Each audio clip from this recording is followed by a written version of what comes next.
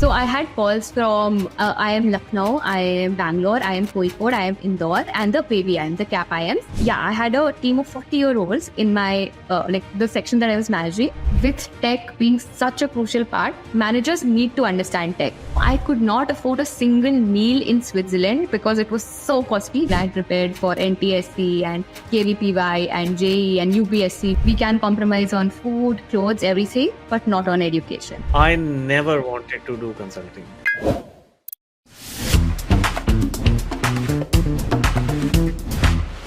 Hi, welcome everyone. It's my great pleasure to have one of my juniors come to the show today. And for those you don't know, we have something called ragging. So we ask very difficult questions to our juniors. So let's a quick introduction about her. She worked in the steel industry before, then came to IIM Bangalore, and now she is a consultant with Accenture in Bangalore. So, Riya, welcome to the show. And one more thing, she is very well-known YouTube podcaster in her own right, and I've seen some of her interviews, and she does them very well. And while I was seeing them, Riya, I noticed that the editing quality was very good. Do you do your edits yourself? First of all, thank you so much, Manish. Thank you so much, Vikas, for having me. We'll get into the detail of the entire conversation and let's see how I can contribute to this. But now coming to your immediate question at hand, no, I don't edit my own videos. I started with editing my own videos, but then I realized that as the follower count was increasing, I felt this pressure of upping my game, upping the quality, better lighting, better sound, and which included better lighting. So initially, my brother was helping me with editing because he's had this photography editing background. And sometimes when he's busy with his own thing, then I hire freelance editors to help me. Okay. But I really liked the amount of effort it's obvious that the channel has. And it speaks a lot that even when you were a student and now you've just started a career, you've been able to develop this hobby. So very impressed with that, Riya. Thank you so much. Yeah, welcome. I think Viks was taking a pot shot at me because when we started, Riya, we started early January this year. So I was editing. And when I say I was editing, before January till December, I had no clue what editing meant. Then someone told me कि DaVinci Resolve को download कर लो और हो जाएगा और फिर थोड़ा सा 4 और YouTube वीडियो देख के I started editing. So our first few videos, if you see them, you can blame them on me. कि ये इतने गंदे थे. The content was good, I must say. But editing quality, it's a bit shabby, shoddy, whatever you want to call it. So that's what it is. And then we've also been on that freelance journey. I can absolutely relate. So I've not put out those videos, the ones that I edited. Even I started We have. And I'll be very clear that we are not going to take them off. Are we on that? We will never take them off. If I'm proud of my editing abilities with 3 YouTube videos karke kya seekh liya yaar? And they may not be industry standard. I knew that right then ki I'm not an editor. I can't earn money as an editor. But then I'm still proud of those videos because we started. Riya, why don't you introduce yourself to our audience and broadly a bit about your background before IIM, where you graduated, how you grew up, and then we'll take it from the IIM part, we'll take it later. Sure, I'll do that. So my story starts in Ranchi. It's a capital city of a state in India called Jharkhand. And I was born and brought up there in a very low middle class family. And the first born of my parents. So, of course, they were figuring out that one thing they were sure about is no matter what resources we have, we can compromise on food, clothes, everything, but not on anything. And no matter what I do, where I get food, this is something that I'll be always grateful to them for. So, yes, they put me in the best school they could afford in an ICSE school. Finished till class 10 in the ICSE school that I was enrolled in. Did very well. And again, from the beginning, I was not a good student, but something happened around class 4 when I met a teacher who inspired me, who showed me that if you put in the work, you will get the result. And more than anything, she showed belief in me that I have the potential. So the academic revelation started around class 4 and 5. I started studying harder, went on to do very good in my ICSE 10th board exams. And as automatically happens, if you're good in studies, did not have the exposure to choose for myself. So automatically what happens is you prepare for JEE. That happened for me as well. Class 11, I am enrolled in the coaching we could afford. It was not very good, but whatever we could afford, we enrolled there. And I was also enrolled in a government coaching institute for an online institute that the government has just started called UDAN by the Ministry of Human Resource, which provided 50 girls across the country free, again, JEE coaching. And for that, I got to attend a session, a 30-day session, crash course sort of in Delhi. All things very good, but somehow the preparation was not up to the notch, so I could not make it to an IIT. And there were years in my life where I regretted this, but I made it to a good NIT. Got into electronics and communication engineering in 2016 in NIT Jamshedpur, and had a very good time there. We'll come into how the 4 years panned out, but all in all, good years. Then through a case competition, I got placed into Tata Steel, where I worked for approximately 19 months. Realized that cannot do this in the long term, want more diverse experience, want something less technical and more broad. So through the process of elimination, decided that MBA is the right option for me. Went on to prepare alongside the job. Luckily, got in my first attempt. And that's how IIM Bangalore happened. And yeah, then the next 2 years were the best years of my life, as you can second me. And just graduated 4 months ago in April and joined Accenture Strategy as a strategy analyst. And the learning curve has been very steep, but I'm enjoying it and looking forward to what future holds for me. So, Riya, I have about 100 questions coming up from what you just explained. Please go ahead. Going in some reverse order and maybe making sure that we cover that. So I used to work for Accenture Strategy, but that was almost 2 decades ago. So we'll come to that later. You started in steel. Then you ended up in Jamport or Jamshedpur. And then you ended up in Tata Steel.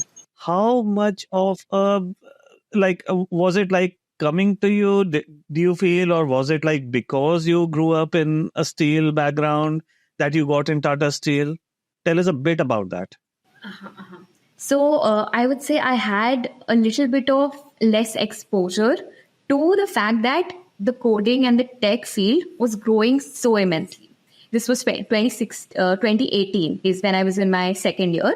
And that's when I got the PPO. And call it a boon or a bane, I had a PPO in my hand at the end of my second year. And for that reason, I stopped coding, which I regret now. But that time it felt like the obvious step. Okay, I have in the era that Jamshedpur is, Tata Steel and the whole Tata entity is regarded very highly. If you get a good job in a Tata company, that's great.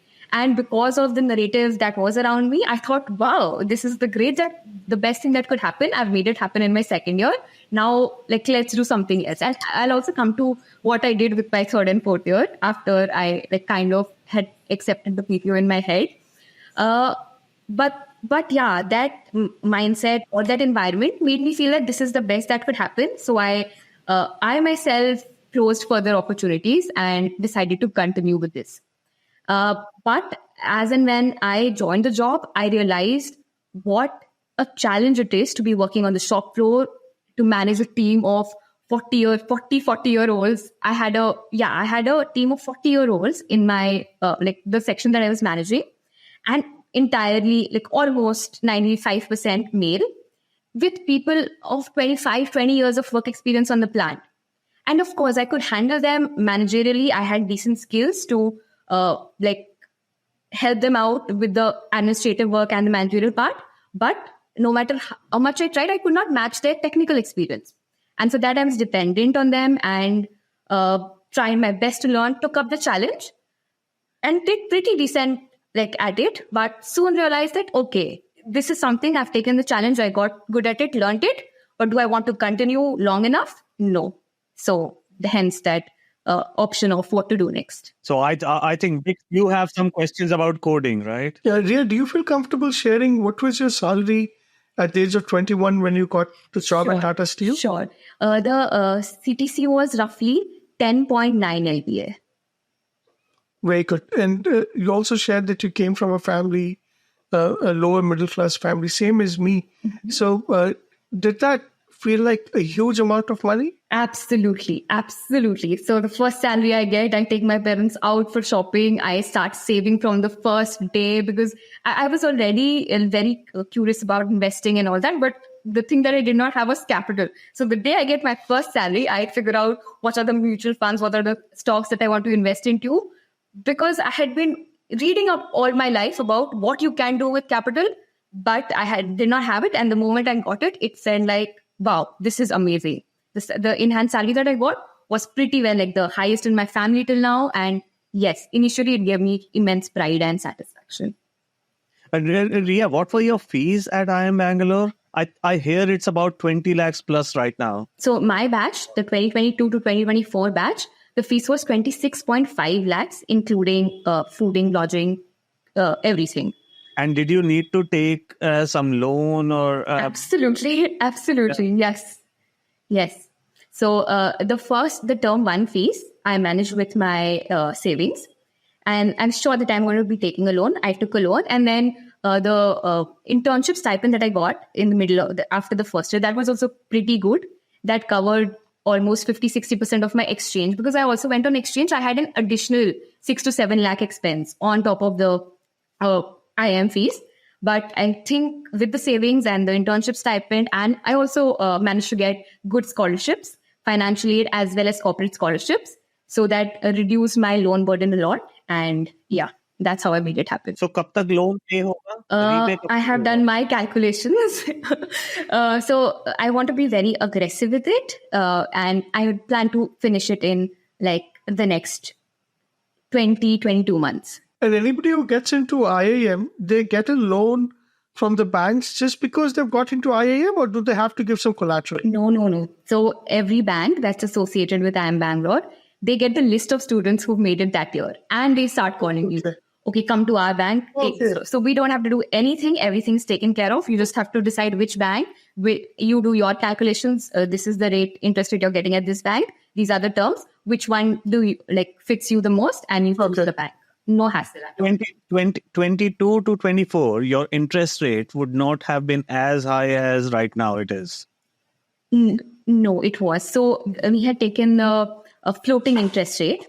And though it started lower in 2022, right now it has reached up to 8.55%.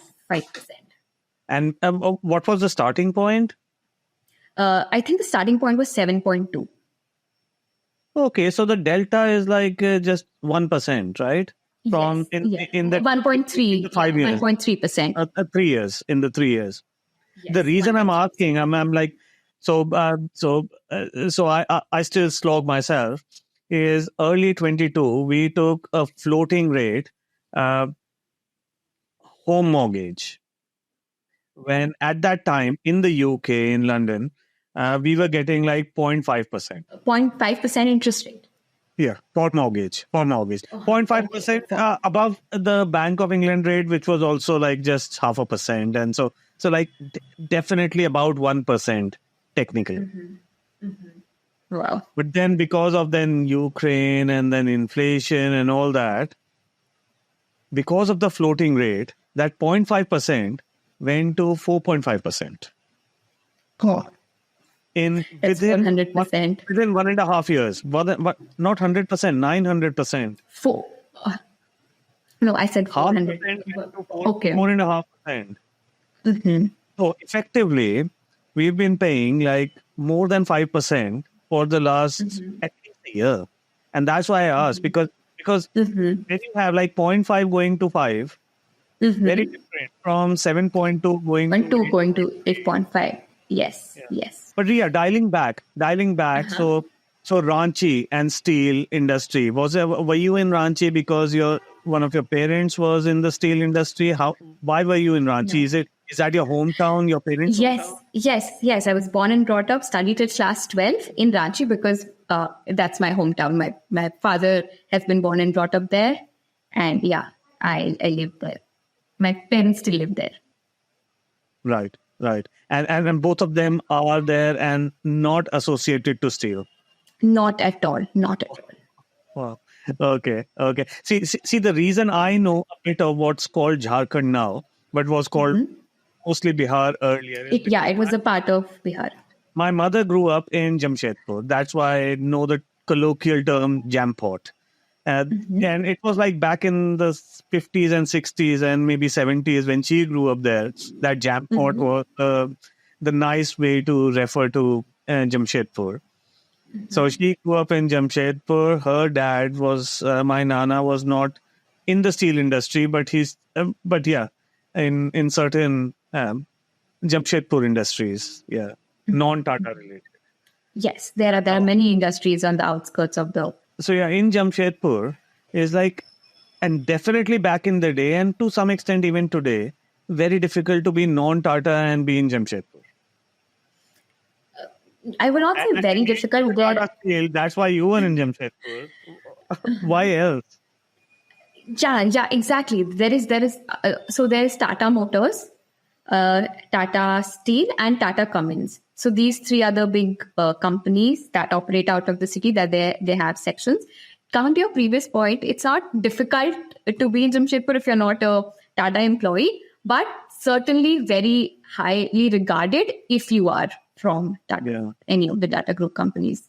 And that's 2020s. I was talking about like back in my mom's days, like 50 years ago, was like, you have to be Tata to be in Jamshedpur. Otherwise, you're basically servicing the Tatas or Tata employees in some ways. And she, because when I grew up, she told me, like, my dad wasn't Tata and still we were like doing well. Anyways, that apart. So Ranchi to Jamshedpur and Tata Steel. Tell us a bit more about that experience. So, like I said, in Ranchi, everything was compromised, but not education. So, anything that they could afford in extracurriculars, I got to experience that. Initially, I was sent to a drawing, painting school, and then I picked up running in school. I did not realize I had this innate skill. In the normal school runs, I performed well. And a teacher changing your life example. So one of my teachers, who does not happen to be related to sports, figured out that, okay, this girl is good in studies and she somehow, without any practice, does good in sports. So she took it upon herself to train me. And this led on to me going up to the nationals, the ICSE school nationals. My event was 400 meters track running. And that again became a very crucial part of my class standard 8 to standard 10, because a good part of my time went into training for athletics. Then comes the 2 years of JEE preparation, everything aside, full focused, only physics, chemistry, maths for 2 years. Tried my best, like I said. I really want to pause you here. तुम PT Usha बन रही थी and then you decided to do JEE. Yeah, so because I went up to nationals, but I did not do very well there. So I realized, okay, I may be much above average here, but not anywhere close to the elite category. So tried something new. And anyways, I was very good in studies. I almost topped my school in the ICSE board. So studies was the primary thing. These things were extracurriculars, if I can call them. So even though these were extracurricular things, you still made the nationals. Wow. Yeah, and my teacher helped me a lot. Plus the skills, the endurance, that some part of it maybe was natural and some I honed with practice. So basically, let me just dive down into you mentioned you were athletic, and Yes. that's why you made the nationals, of course. But were you athletic because of your genes, because of your teacher, because of um, uh, your natural motivation? Why was it, or was it?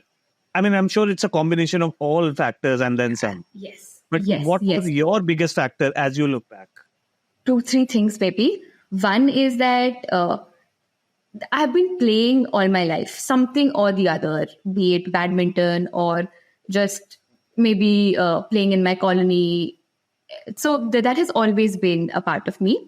And the speed maybe came a little more naturally, but the endurance training, that happened because this teacher, she was behind me. Ki, no, I've seen you run well.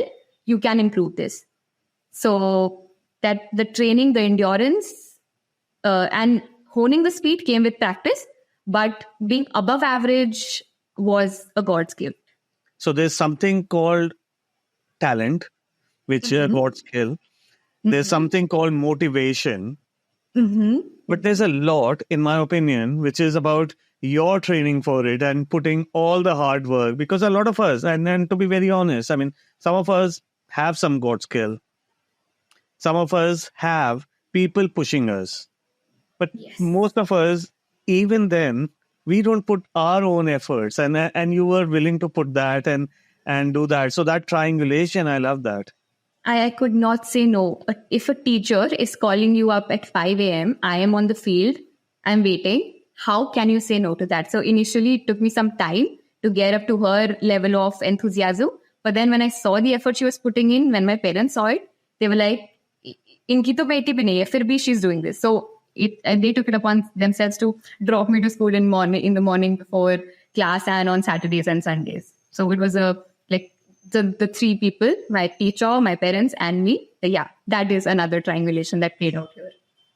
Very nice, very nice. So just going forward now, so you were good in sports, athletics, you were doing well in academics because you were topping your classes. So then what next? How did you do your engineering and then MBA? Yeah, so like I said, did not have many cousins who were elder to me or anyone in the vicinity who was very academically oriented. And again, being the eldest child of the parents, my parents also did not know much. And with their limited experience from their group of friends, uh, in that circle, everyone's children were doing engineering. And they knew कि BCom, BA से job की कोई guarantee नहीं है. But after you do an engineering, at least a job is guaranteed. And plus that IIT tag, that you've been seeing IITs in the newspaper since you were a child. So it was in them. And it was also in me. Even I had the dream of going into IIT Bombay because, yeah, what you pick up from the environment actually gets into your head. In a good way also. Like, it was my motivation. So because I did so good in my 10th board exams, the natural progression was to take science. Also, I did not have enough knowledge about the humanities and the commerce background to understand what it was. Not that if I would have taken commerce or art as humanities. I feel that was the right decision. Like, I feel that what science teaches you actually helps you in so many more ways than just science. So yeah, took up science, started preparing for a JEE. So I was pretty good in physics and chemistry, but maths was a weak spot. And owing to that, I feel, I could not clear JEE Advanced. But I had put in decent effort for like the 2 years that I was supposed to do that. When I look back, maybe a few things could have been here and there, could have, if had played out differently, maybe the result would be minutely different, maybe a better NIT. But I had realized it that, no, like I'm not so good that I'll make it to an IIT. So that knowledge of not being very great in the technical subjects, especially maths, had dawned on me like when I was entering class 12, because I saw that I was able to watch this for myself. And I think that's a very interesting point you mentioned, that it's about introspection. It's about understanding yourself and playing on your strengths and minimizing your weaknesses. Riya, you were good in physics. How could you not have been good at maths? Because physics is built on Yes, maybe the qualitative part of physics, when it came to understanding what's happening, I understood that very well in class. But the part where I actually had to solve it down, break it down on paper, there were steps where like I was stuck. Okay. Yeah, I can understand. Obviously, there is a slight difference. There's a difference between physics and maths. But in my opinion, you can't be like great at physics without at least crossing a basic level of maths. Chemistry चल जाता है. Chemistry चल जाता है. But physics नहीं चलता है. Basic level tha, but not JEE advanced level. Got it. I mean, as a background, just to so I come from a family. I never went into IIT. DC, BHU, and my mom's from BHU, but she wasn't like engineering level of BHU. She was like an MSc zoology kind of thing, nearly PhD from BHU. But वो medical stream था और वो engineering stream, and which I decided to take in the non-medical field because I hated biology. It's another matter that for the last 15 years I've been in the healthcare field. That's a separate point. But biology nahi karna, I want to go into technical, and for me it was like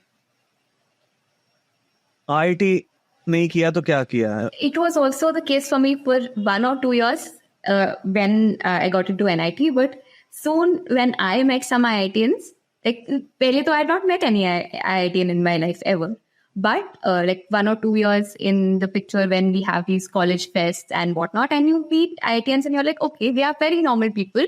Some are like good in some things, not so good in others. And you're like, okay, they are normal people.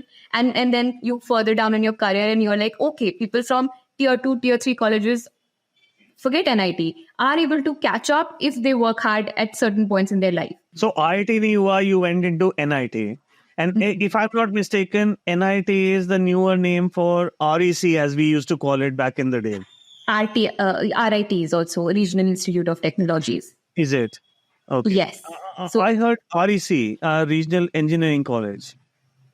उस time पे होता So था maybe REC. different, even those colleges have been converted. So for example, NIT Jamshedpur, it was first an RIT and then got converted to an NIT. Okay. So REC, RIT are now NIT, and so IIT नहीं हुआ, NIT हुआ.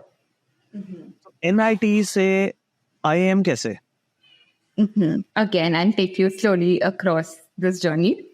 So the rank that I got in my JEE mains, फिर उसके लिए, so we could optimize for two things, either the college that I was getting or the branch that I was getting. But my parents added this another criteria on top कि घर के पास होना चाहिए. Now when I look back, it's absolutely unreasonable. But that time I was like, okay, nice 3-hour train journey from Ranchi to Jamshedpur, very nice. 45 rupees train ticket. And that would be so nice. I thought that maybe I'll go home very often. That did not happen. And now I look back, I'm like, no, it was not at all a criteria. 3 hours is too far away. अगर 30 minutes होता, you would have gone home कि कम से कम घर में कपड़े हर weekend पे दो हो सकते हैं. No, not at all. I went like once in 6 months because I was having a great time in college. Yes. So ये सब criteria को optimize करके we narrowed at EC, Electronics and Communication, which was the second best branch after CSE and NIT Jamshedpur. Initially, like took me like the first year to understand, okay, this is how, even if you study 1 week before the exam and attend classes, pay a little bit of attention, you can do decently well in your exams.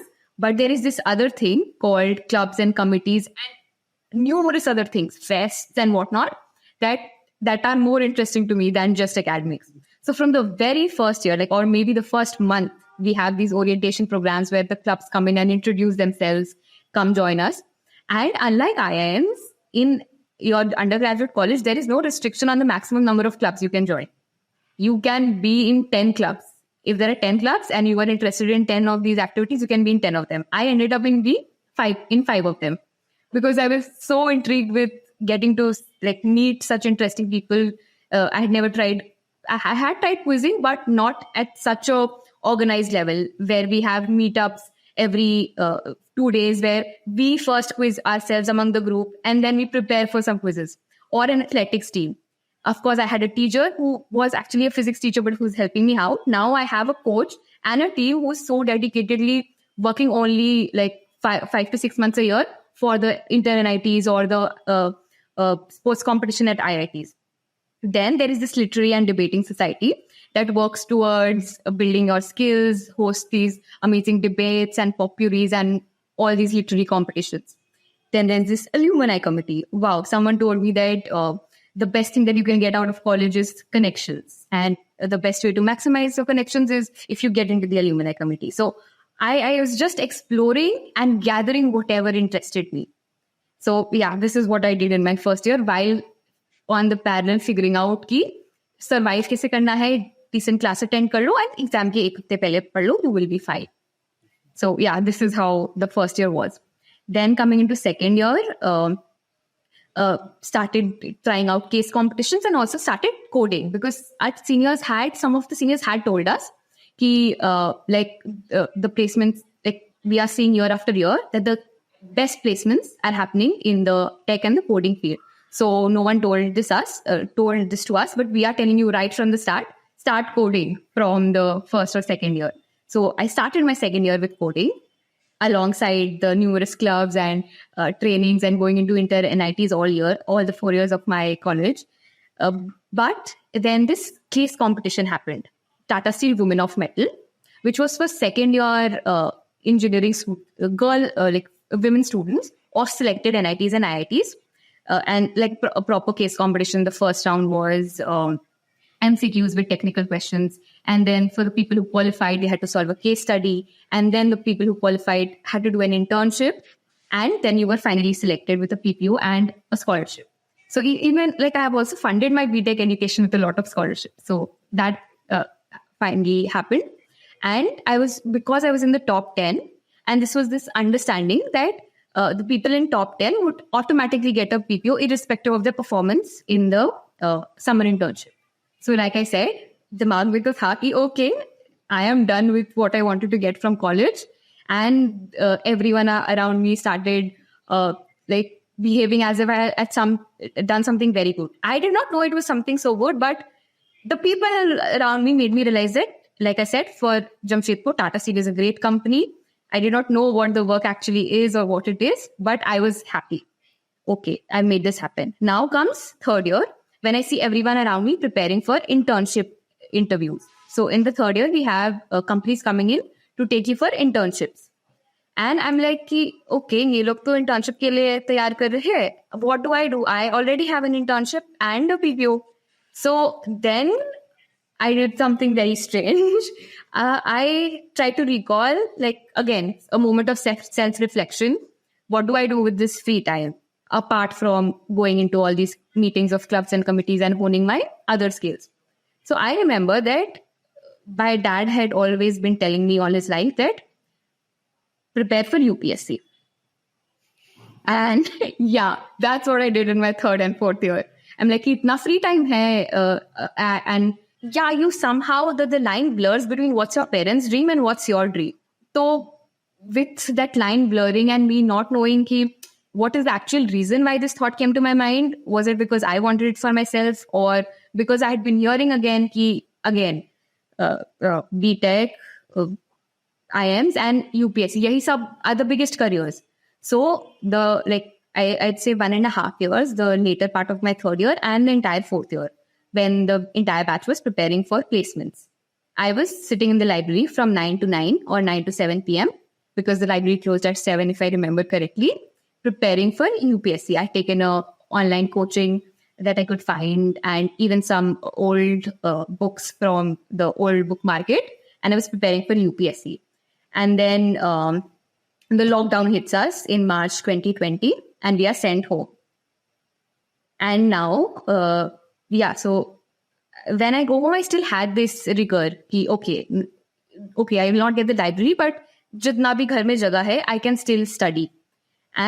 But maybe a month passed and 2 months passed and I realized like, again, because you have so much free time, you're just attending maybe 1 or 2 online classes because most of the classes were done by then. We just had to finish our final project and we would be graduating in the first week of June of 2020.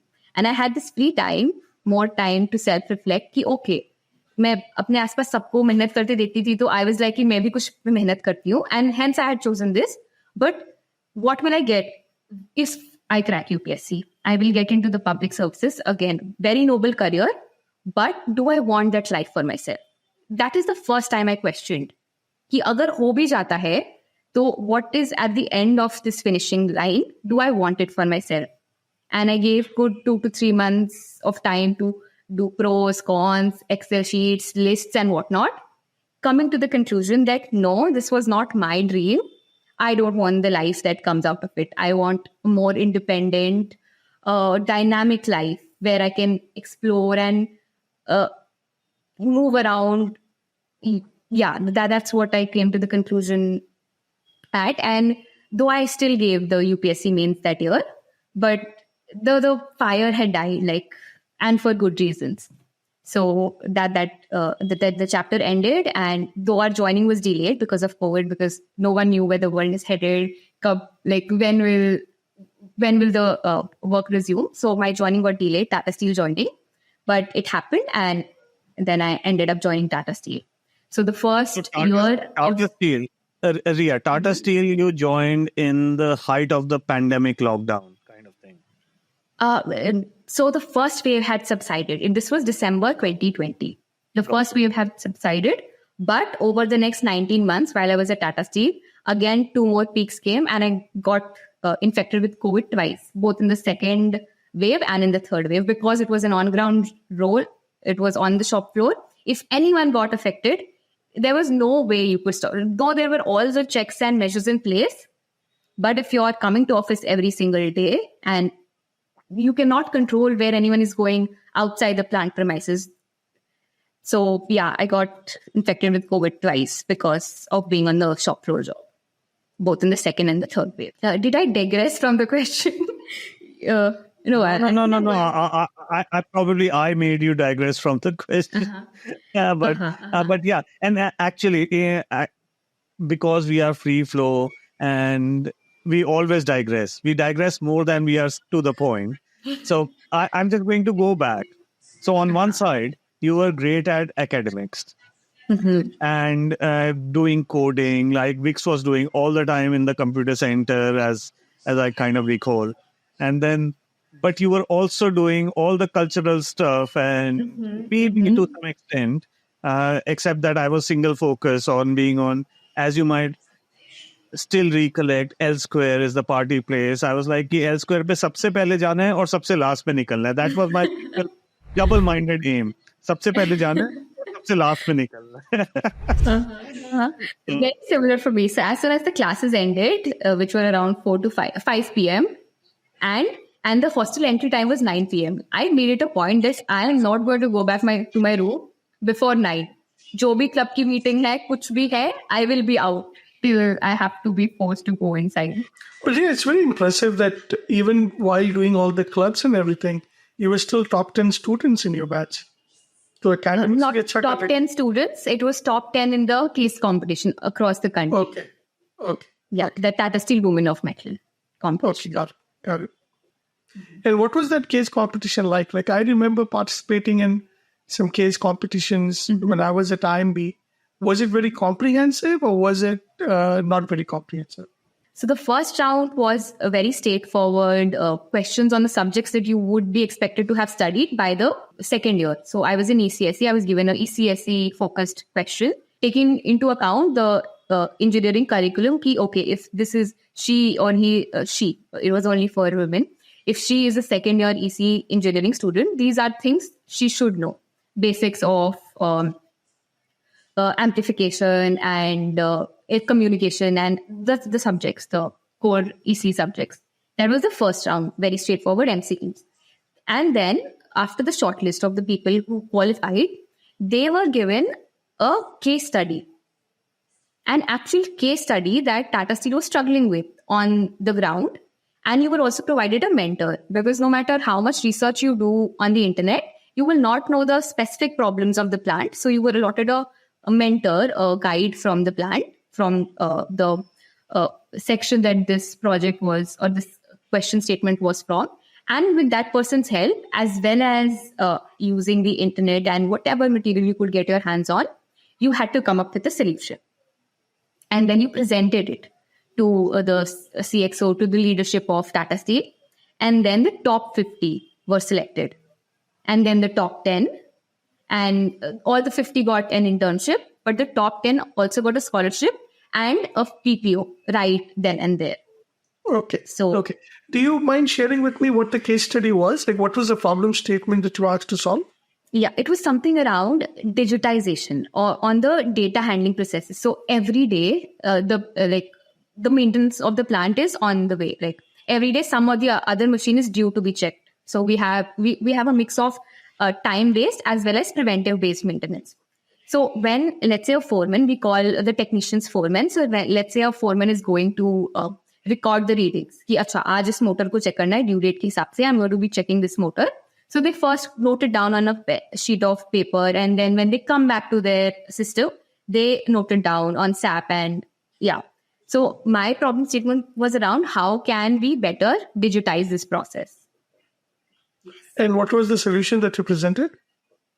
So my solution revolved around, of course, there was interventions of digital devices, but being cognizant of the fact that it's not any other environment. It's a steel plant. There is dust, there is heat, there is smoke, all kinds of a very tough environment that you can think of.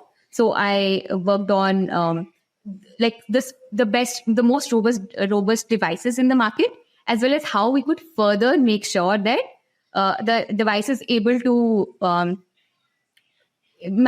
handle that environment. Plus, it also had some components about how to deal with the fact that these foremen are not very tech savvy. So I had also included points about reverse mentoring, that the new joiners or interns, while learning the technical details from the foreman, could help give digital knowledge to the foreman who actually had to use these on the field. So these were the 2-3 elements of the entire solution that I had presented. Very good. Very good. And what was the scholarship amount? Was it substantial? Yes, it was it was 2 lakh rupees, while my fees was 8 lakhs. So that was 25% of my fees. Okay. And out of the 10 women who got PPOs, did you keep track of how many of them stayed back at Tata Steel even after, say, 5 years now? Or how many of them ended up leaving like you left? So surprisingly, 2 of the women in the top 10 did not actually join because they got into MS in Europe or USA. So they did not actually end up joining. Out of the 8 of us who joined, I think 2 of them remain. The others have left for better career opportunities in different sectors. One of them has gotten into TAS, which is Tata Administrative Services, that happens internally. So Tata employees, all Tata company employees get this opportunity of getting a chance at TAS, which is the most revered services in the whole Tata group of companies. So one of them cracked TAS and the others have left for other opportunities. Okay. So, but 2 of them still remain in Tata Steel? Only 1 remains in Tata Steel? As far as my knowledge is, 2 remain. Okay. So tell me about this. I've never set my foot in a steel plant, but is it what I see in the media that it's iron ore being melted and it's hot and it's humid? Yes. Is that what the fact is? Yes, exactly. As the images speak. So across the value chain, from the so there's this resources division who's because Tata Steel is a captive steel plant, they own the mines also. So there's this resources division which handles the resource querying in Now Mundi, Joda, and all these departments.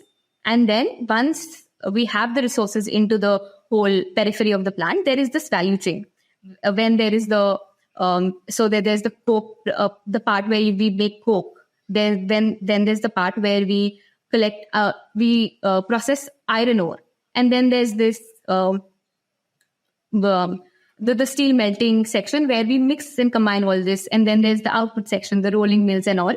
And it's exactly what the process, like as dangerous and as technical as the process would be, there's no sugar coating. It is a steel plant. It is a bhatti. It is hot. It is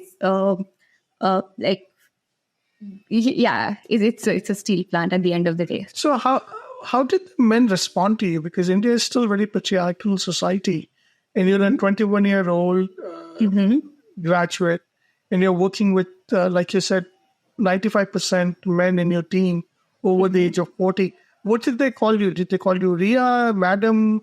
How did they respond to you with respect? Yeah, like, what is the reality that women face on the ground? Is it are men hostile? Are they differential? Do they treat you like their sister? Do they look at you with bad eyes? Like what did you experience in reality on the factory floor?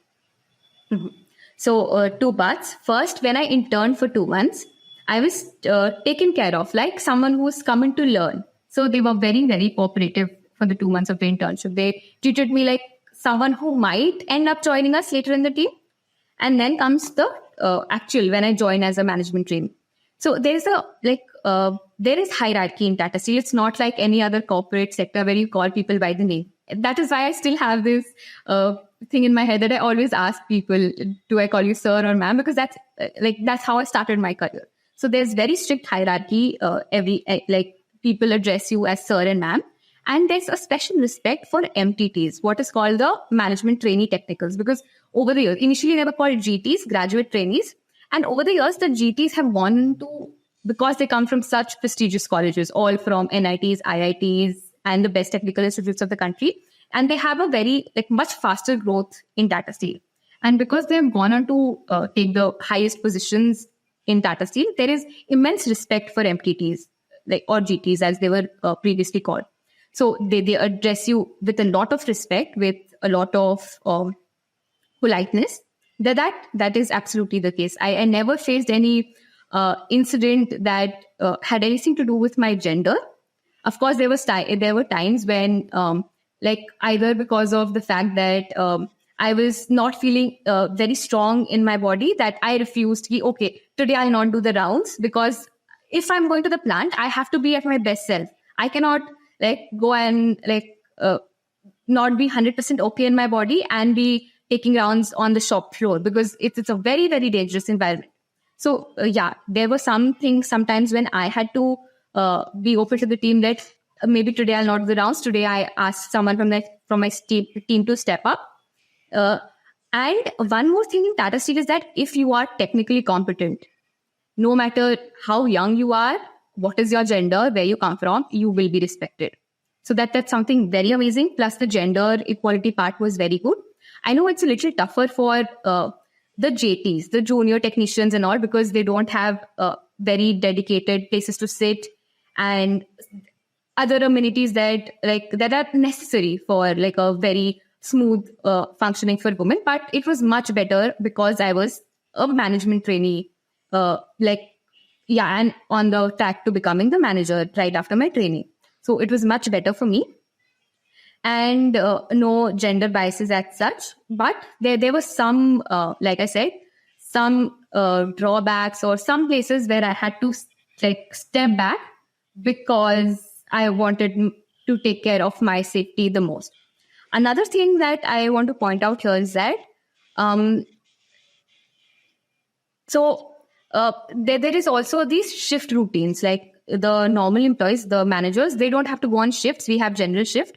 But then there is this shift routine, the 3 shifts, because it's a continuous process. The plant cannot ever stop. So 8-hour shifts happen. They also, one thing that Tata Steel does is that they usually don't call women later in the night if there's any breakdown or something. So that is very much respected. I don't know for good or for worse, but yeah, those boundaries were very much respected. Though I did get calls ki madam, ये breakdown हो गया है at 2 in the night if there's something wrong, and I have to figure out कि किसको भेजूं अभी, because it cannot be shut down for a long period.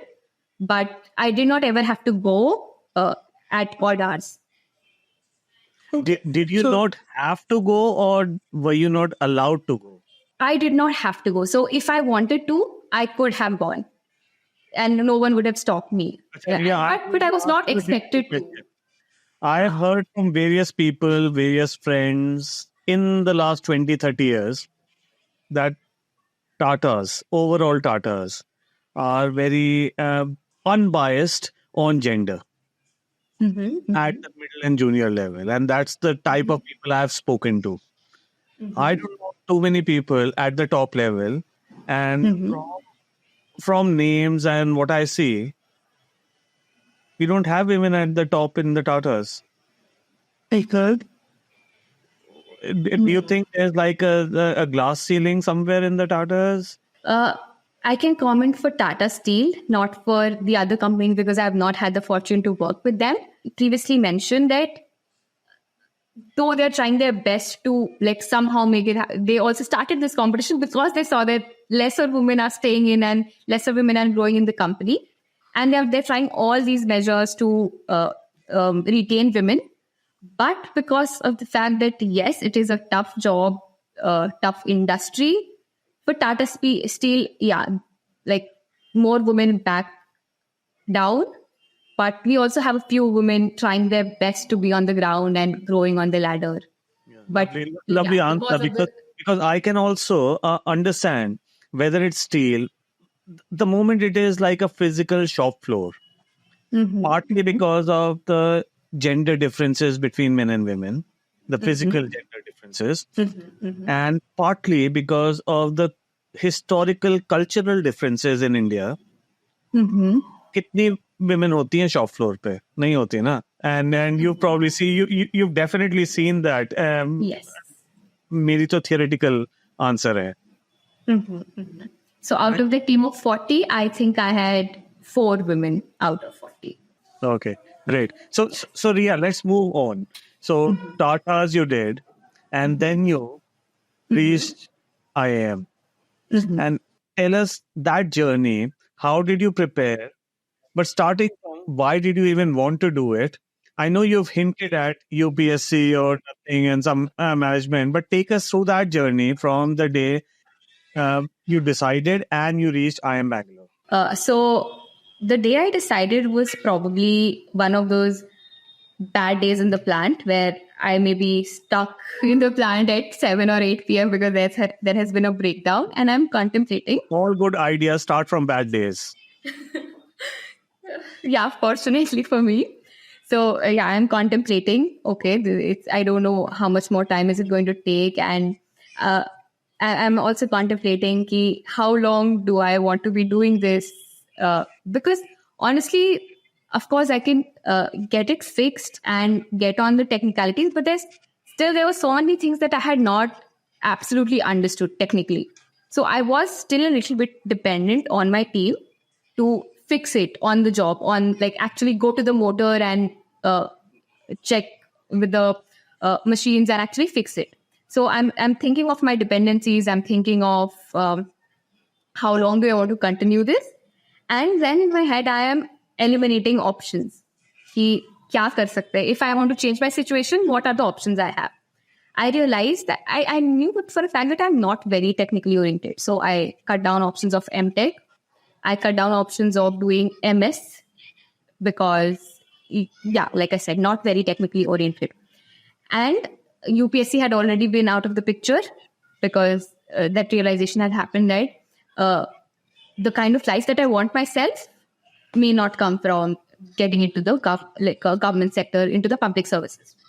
So by the method of elimination, I was tactically not left with anything other than an MBA from a good institution. Or maybe I did not have any exposure to an international MBA, so that was not at all in my consideration set. An Indian MBA is what I came down to.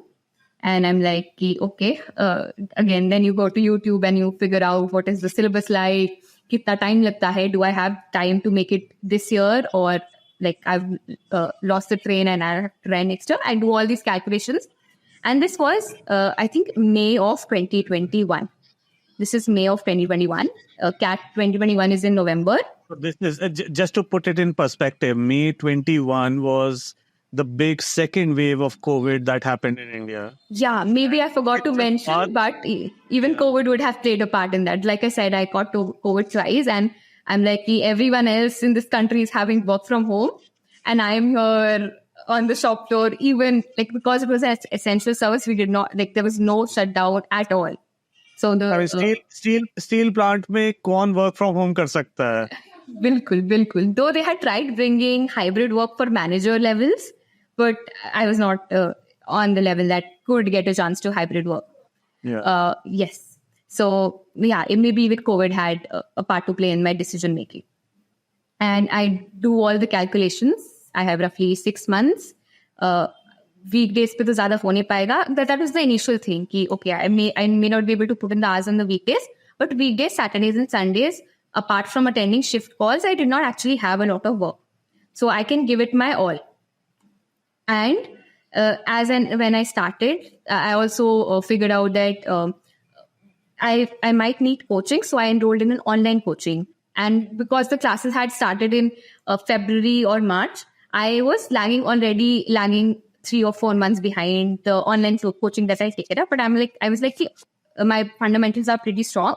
I will cover up in some time. And then I used to watch videos at 2x speed, only watching the relevant parts and skipping parts that I felt like I was strong at. And that's how I started my preparation. But what happened down the line is, initially I thought that I'll not be able to put in any hours on the work days. But over the time, over 1 or 2 months into the preparation, I was able to find a routine because I could see that I really want to come out of it, of the present job, and that motivation forced me to actually study even on weekdays. Every day, 2 hours, 2 to 3 hours before going to work, which was at 9 a.m. From 5 to 8 or 6 to 8, I put in the hours on the weekdays, and Saturdays, Sundays, as much as I could. Some days 5, some days 8, whatever I could manage. So I though there wasn't already a lot to do in Jamshedpur, luckily, but whatever little there was, I said no to all those things. And are you telling us and our viewers that Jamshedpur isn't a party destination? No, it's not. Not really. Last when I was in Jamshedpur, I think there were just 1 or 2 clubs that I had been to. Yeah, nothing more than that. And a few very good places to eat. But Zomato, I could Zomato, like I could get the food delivered. And yeah, so I kept myself motivated. I could see very clearly that if I need to make this happen this year, I'll have to give it my all in these 6 months. And with my strategy, with focusing on my strengths, while not letting go of my weaknesses, not doing poorly in my weaknesses, because I know there are sectional cutoffs also. I have to be decently good in all the 3 sections. And yeah, though I could not give in a lot of mocks, I only ended up giving 8 to 10 mocks, which is considered low. I still managed to. Yes. So how is it? Tell me, because I am like so outdated. 25 years ago, we did that. How does it work? 8 to 10 mocks is, you're saying it's too less. Mm-hmm. In our time, if we didn't have opportunity to do 5 mocks, at least for me, in Delhi, and you had in Jamshedpur sitting there, 8 to 10 mocks was too less. So tell me about that. So first, that now that the exam is online, it doesn't matter where you are across the country, as long as you have a good internet connection and maybe a few $1,000 to buy a mock course. So there are 2 things that I had bought. The first thing I did not actually buy. 3 of our friends had taken the same credentials, and the 3 of us studied from that same online class. And the second one, the mock test series that I bought. And like I said, with 2x speed and fast forwarding the material that I was good at and focusing on learning the things that I did not know, I was able to manage. I was able to finish the syllabus by October, with only 1 month left for the exam. And in that 1 month, I could only give 8 mocks. But if I want to make an ideal strategy. I would want to have finished the syllabus by the end of August or September, and then dedicate the last 3 or 2.5 months to giving and analyzing more mocks, going back to my mistakes and all. So right now, I think the industry average that the YouTube instructors tell you is do anywhere between 20 to 40 mocks. Wow. Yes. थोड़ा ज्यादा हो जाता है मेरे हिसाब से because there is also burnout. But ठीक है, जो भी industry average है करते रहो. I'm sure most of the YouTube videos suggesting that are people selling their courses and mock. So you took the most basic mock and you got into IIM. There has to be something more, Riya. You're not sharing. Yeah, because I knew I did not have enough time. I knew that I don't, even if I take the best one, I will not have the time to give. So why spend so much money? Let's. So, okay, one thing that I really would want to point out is that I know people who got into IIMs with 1 month of preparation. And I know these people were not lying. They were my batchmates. They had no intention to lie. I also know people who've given CAT twice or thrice and then made it. And of course, there are lakhs of people who are still not able to make it. I feel a very big part of this entire thing that we do not consider is the fundamental foundation. If I have been good at English, if I have been good at math, if I have been good at logical reasoning, this preparation only adds up to the foundation. But for someone who is having to build the foundation itself, of course, the time makes sense. So because of the fact that I came from a good English medium school, pretty decent at 10, 12 level math, not advanced, JEE advanced, but pretty good at 10, 12 level maths, and pretty good at, because again, I had prepared for NTSC and KVPY and JEE and UPSC, maybe there's this logical reasoning section. All of those had a part to play. So it was not just 6 months. It never is. It's the entire culmination of all that and 6 months of dedicated CAT prep. I'm glad you clarified that because, I mean, 12th तो थोड़ा ज़्यादा हो गया, but 10th, it's the 10th level maths and English. Bilkul. That is what's CAT. And if you've been good, I don't think it's changed since our time, at least that part. That's not changed. Absolutely. And if you go brilliant till the 10th level, JEE or not, kuch bhi aur ho jaye, competitive exams, that's not the point. It's about the basics, the fundamentals, like you're saying. Absolutely. That's why every year I meet people who say that I did not actually prepare. I went ahead, like maybe I just flipped through what CAT is and I was able to ace it.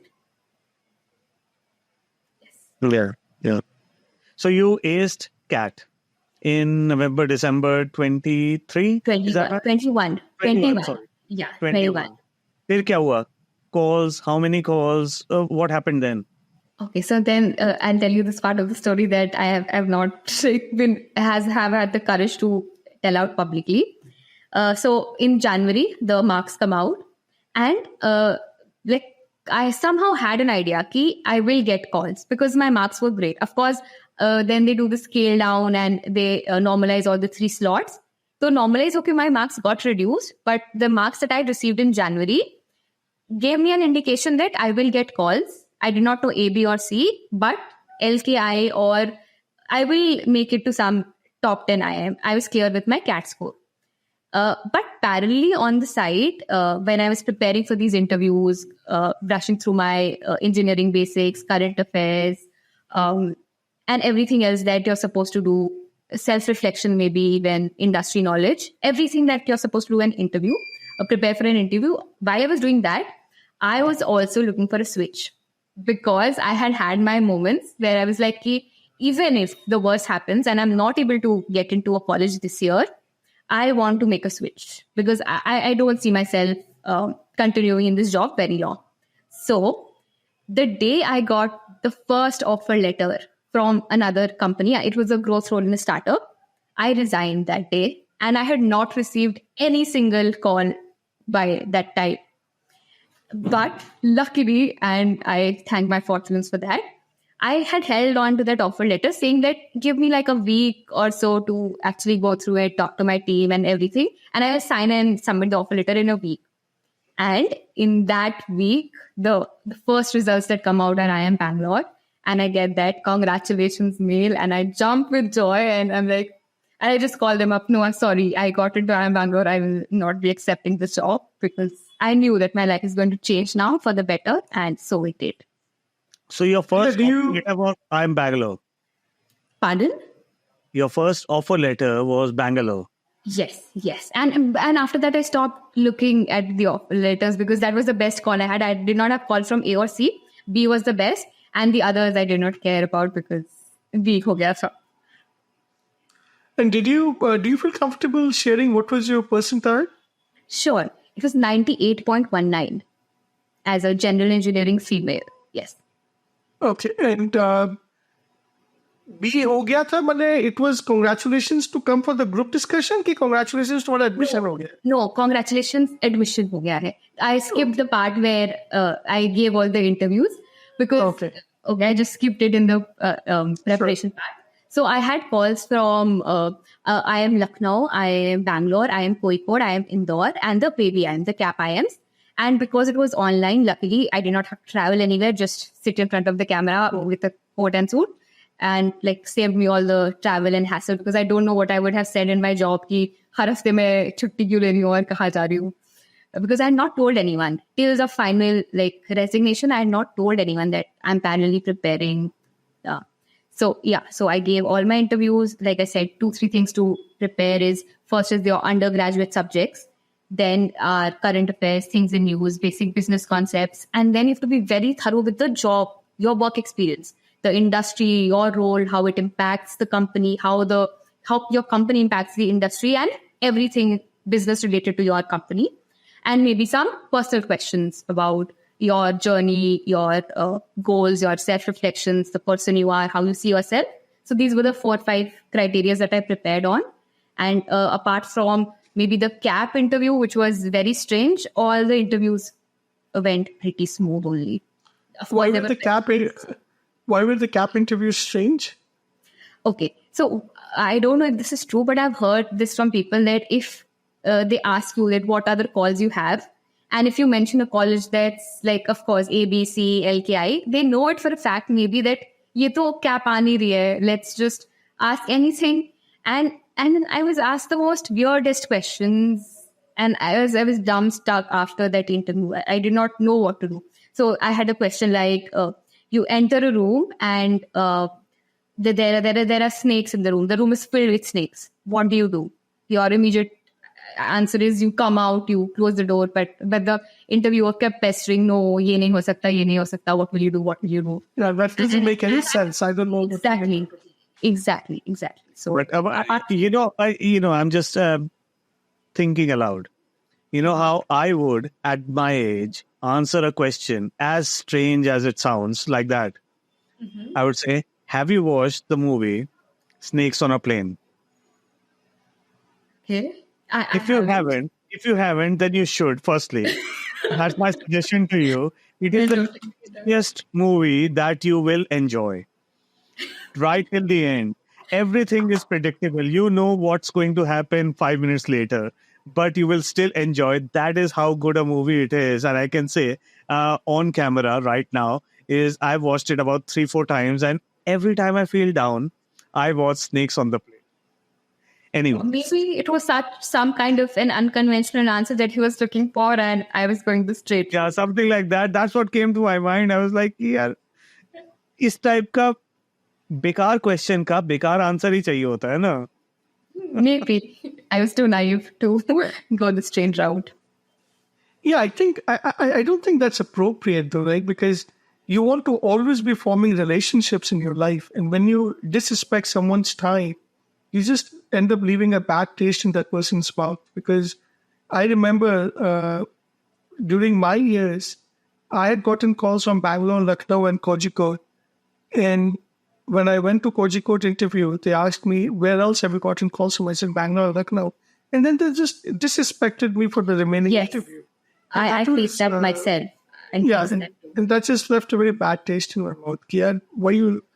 We could still have a good conversation, And I have a feeling, just to top that up, is I think some of the lower IIMs. When I say lower, no disrespect, but like in the hierarchy, when they hear that you've got calls from the higher IIMs, like baby IIMs, you've got call from Indore Kozhikode, when you got call from ABC, those kind of things, then they think कि इसका हो जाएगा, but not everyone actually converts those interviews. So think about the kind of talent these people miss out by having stupid interviews like that. Absolutely. They need to do something on this. I mean, there's a reason without naming names why I think I am Indore and largely I am Udaipur more recently has done wonders, because I have a feeling, again, certain bias and certain no names basis, I don't think that doing it anymore. Maybe they were originally. I don't know. And Shillong, I hear Shillong is catching up a lot. Yes, the NIRF ranking speaks. Yeah. So Riya, coming back to the topic and keeping all our our opinions aside, is so you got in IIM Bangalore. Yes. And you didn't have a choice to make? That was the only IIM you had, or did you have a choice to make? Uh-huh. So, okay. So, one thing that I forgot to mention in the hurry is that I did not have the call from IIM Bangalore for the flagship PGP program. With my rank, with my percentile, I had a call from PGP BA, which is a program that just started 2 years ago. So, we were the third batch, postgraduate program in business analytics. And a no-brainer, I had applied for it, I'd filled for it. But when this got converted, that's when I started my actual research. That what will this program offer? What are my opportunities? Will I be constricted in any ways? So I was parallelly doing all my research and reaching out to people from the program, the two senior batches that had already passed out or were on campus, and parallelly analyzing IIM Kozhikode. So these were the two options. And with my research, I understood that, okay, there will be two terms, term 3 and 4, which will be very heavy with business analytics. But apart from that, term 1, 2, 4, and 5 is absolutely same as PGP. You get the same opportunities. There's no discrimination in placements, extracurriculars, positions of responsibility, how they treat you, or anything else, the fees, anything else. And the brand name, or because the same companies are coming, there are more companies and better companies coming at IIM Bangalore than K. So yeah, with making up this mind that, okay, 2 terms I'll have to study a lot of analytics. But I was ready to take this trade-off because I was getting the brand name of IIM Bangalore and everything else that comes along with it. The professors, the teachers, the quality education, and the opportunities. So that's one decision that I had to make. So that's the decision, and then you got in Bangalore. Yes. Did you have to, because you were saying this, did you have to take time off Tata Steel or something else? How did you manage that transition? No, so I या एक दिन जाके बोल दिया कि ये लो मेरा कागज. हाँ वो तो मैंने उसी दिन बोल दिया जिस दिन I got the other offer letter. वो तो उसी दिन बोल दिया था. But the notice period was 3 months. And no matter what I tried, I could not finish 3 months of service before joining IIM Bangalore. So I did some convincing, some negotiation, mainly convincing that it's for something much bigger a cause. So yeah, we came to a middle ground, and I did not actually get more than a week of gap between the negotiated last working day and joining IIM Bangalore, even less than a week. And I packed my bags, like first go from Jamshedpur to Ranchi, then again pack my bags, leave everything else that could not come in a 15 kg suitcase and a 7 kg cabin luggage, and come to Bangalore. और mummy papa खुश थे? बहुत ज़्यादा, बिल्कुल, of course. Though they did not understand. So they did not understand the gravity of it. But because I was happy and they saw, okay, she, ऐसे ही, like no one is earning 11, 12 LPA in our family. If she's letting go of 11, 12 LPA for something better, then I'm sure she knows what the ROI she's going to be getting. Though they did not understand it, but they had this trust that this must be something big. That is why she's ready to forego 2 years of earning and take on this huge loan and go and do this. I know. I know what you mean, because probably my parents are half a generation older than yours, maybe a full generation. But आज की date में भी मैं mummy को समझाते रहता हूँ कि why did I start off for the first time in my life on my own about 2 or 3 years ago. 3 साल से समझा रहा हूँ हर वीकेंड पे. अभी 3 साल और लगेंगे hopefully. One thing that I would respectfully want to point out is that you mentioned that you have parents from IITs and your mom is like such an accomplished, educated person. But my background is very different. So it's even tougher. So my dad is the only one who's finished college BA and my mother has not even completed college. So they come from a like even more constrained outlook and limited knowledge of the world. So Riya, do you mind, and again, just do it if you're comfortable, but do you mind sharing what job do they do? Sure. And maybe even how much they earn, because that gives more context to you, you know? Sure. So my father is a photographer, like a wedding photographer.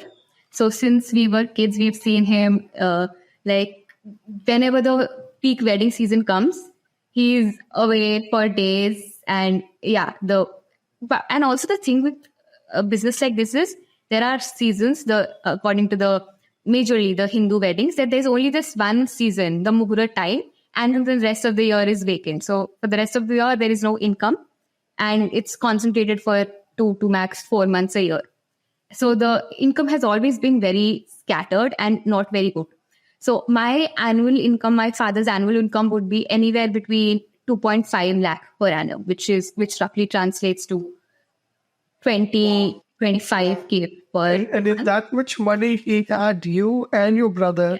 Yes. That's what I said. That's why I said clothing, facilities, no holiday ever. Everything was compromised on. Even food on some days when we had the absolute no Muhurat season.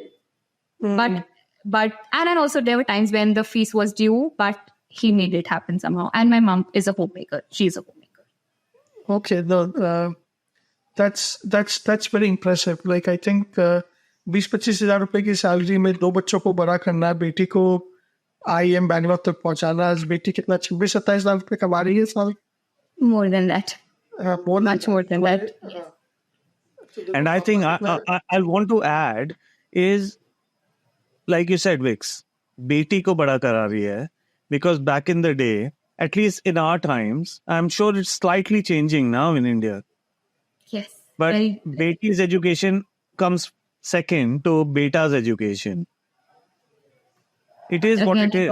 It is what it is. It's a hard truth. But it is what it is. So let's move on to your IIM life. You got into IIM, that's where we reached. फिर क्या हुआ? फिर एक साथ you see so many talented people right next to you. The person looks very simple and normal to you, and you go up to them and you talk. And they mention 10 things that they have done in their life that you cannot even imagine. And it's not just one person, but happens to as many people as you meet. So I was so surprised that, okay, this person looks so normal, just like me, but I talked to them and they have so much value to add. And initially, of course, there was this imposter syndrome कि भाई सारे top लोग हैं, all these people are highly accomplished. My percentile was also not so great. I hope they've done the right selection, and will I be able to catch up in academics and everything else in the placements? So initially, that's how the first month was, plus the overwhelming academics that are just pushed onto you and a lot of other orientation activities. So the first month probably was just settling in, trying to find my place in the whole picture, like doing positive self-talk that, yes, I deserve to be here. And of course, when they are achievers in different domains, even I have something of value to add to the class. And then that feeling only solidified over the 2 years, but nonetheless got to meet amazing people. And also coming to academics, it's the first time after 2 years that you're coming back to classes. And also it's not the same kind of classes now. वहां पे बस सुनना होता था. In engineering, no matter you are understanding or not, you just sit and listen. The professor, when they are done, they leave. But here you have to participate. You have to come prepared. You have to add valuable points. You have to join in the discussion. There's always something that you could look up and learn on the topic that is being discussed in class. A lot of homework went before each class. So that took a lot of time. When did you realize कि CP के marks actually matter करते हैं? Luckily, all the professors, they gave us this course description in the beginning of the course, which had the marks breakdown. And if we knew हमें भी मिला था. It took me 3 terms, and basically after that there was no hope. That CP actually mattered. Now Viks was a master at CP or ACP. we call it DCP. What is ACP? After class participation. Okay, and we have DCP now, desperate class participation. No, we also had that. There were a lot of those DCP. DCP is like 5 levels after ACP. ACP is a positive thing. Got it. I did not know the abbreviation for it. Okay. Yeah, DCP So what was the thinking behind having a PGP analytics program at IIM Bangalore? Because they could have achieved the same by just offering more electives, right? Mm-hmm. Because people take electives in different subjects. They could have taken more electives in analytics. But why offer a separate program? So as far as my knowledge is concerned, IIM Bangalore and the world is realizing the fact that with tech being such a crucial part, managers need to understand tech. You cannot just have a manager who does not understand AI, who does not understand statistics and analytics. And if it's just electives, you don't know if your students will be taking them up or not. And given that the skill is becoming more and more important, they saw a gap in the market that we can have a course like this because of the demand in the market. And I feel they brought this up. So how many people were taken for the PGP program and how many people were taken for the analytics? So for my batch, we had 45 students in PGP BA and roughly 480 students in PGP. The total batch strength was 525, including both PGP and PGP BA. If I went to hire at IIM, I would actually prefer to hire someone who had done a PGP BA. Did you guys see that PGP BA is placed better than the regular PGPs in placements? So contrary to that, because it's such a new curriculum, we were just the third batch. And also they've gone on to increase the batch size. Now it's 75 from the batch after me. And there is not enough, I would say, knowledge about the course. And also this maybe slight feeling that इनका CAT percentile थोड़ा कम होता है PGP वालों से. So it's the contrary. So there are a few companies that do not allow PGP BA students to sit for them. Very few actually, 5 to 10%. The other pool is absolutely open for both PGP and PGP BA. But yeah, a certain set of companies do not open for PGP BA. Okay, and this is the first time I'm hearing about PGP BAs. So what is the kind of courses, extra courses that were offered to you? Okay, the only term, and in one term we had 3 or 4 courses. So it's literally 5 to 6. What? Yeah. Even 5 to 6? Yes. Okay. So what were the different courses that were offered to you? The courses that I can recall are AI, ML, artificial intelligence, machine learning, optimization. Then we had a multivariate data analysis. We had NLP, natural language processing. All these courses are somehow related to the booming AI sector and tech. So in these courses, was the discussion only at a management level, or were you guys also doing actual coding? We were expected to do some level of coding. As long as you were able to understand the code and what it's able to do, the professors were open to us using the internet, using ChatGPT also. But you had to be able to understand what is this code doing. you had to be able to understand that why is this being done. If let's say you're understanding AIML, you have to understand how transformers work, how the back end optimization happens. So I'm very impressed. I like it. I like the fact that we have a PGP BA program. And Miglani, I don't know if you knew about the PGP BA program or not. No, I didn't. I heard didn't. about it for the first time. Technically, I didn't. Now, what about the rankings? Like Ahmedabad is still number 1, then Bangalore, then Calcutta. If you are referring to the NIRF 2024 rankings, then it's A, B followed by Kozhikode. Wow. Yes, this happened last year also, then this happened again, and then you have this. Is that because you got a Kozhikode offer, or? Good one, but no, Manish. I don't know what is the what's off with the rankings and the criteria. But every time this ranking comes out, I remember this happened last year also. There is this uproar that how on earth can they put Calcutta below? But according to the official reports, the NIRF ranking this year, IIM सिर्फ engineer ले रहे थे, सिर्फ engineer ले रहे थे. हमारे ज़माने में नीचे तो आना ही था. Anyways, all my biases apart, I will definitely heartily, from what you said, share this with my wife, who is from Kozhikode, and with our previous guest, a very well accomplished guest who you might have seen the episode, who was from Kozhikode. So we'll share it with all of them. Yeah, I never knew this. I never knew. I will send you the report. Yep. So what are the factors they consider in coming up with the rankings? I'm not exactly sure of the percentages, but from what I know, it's a lot has to do with research, diversity, and maybe even a lot on courses. But I think the differentiation factor is on diversity and yeah. Okay. So it's like Ahmedabad, Bangalore. I have to challenge this. Diversity, I recently heard that IIM Bangalore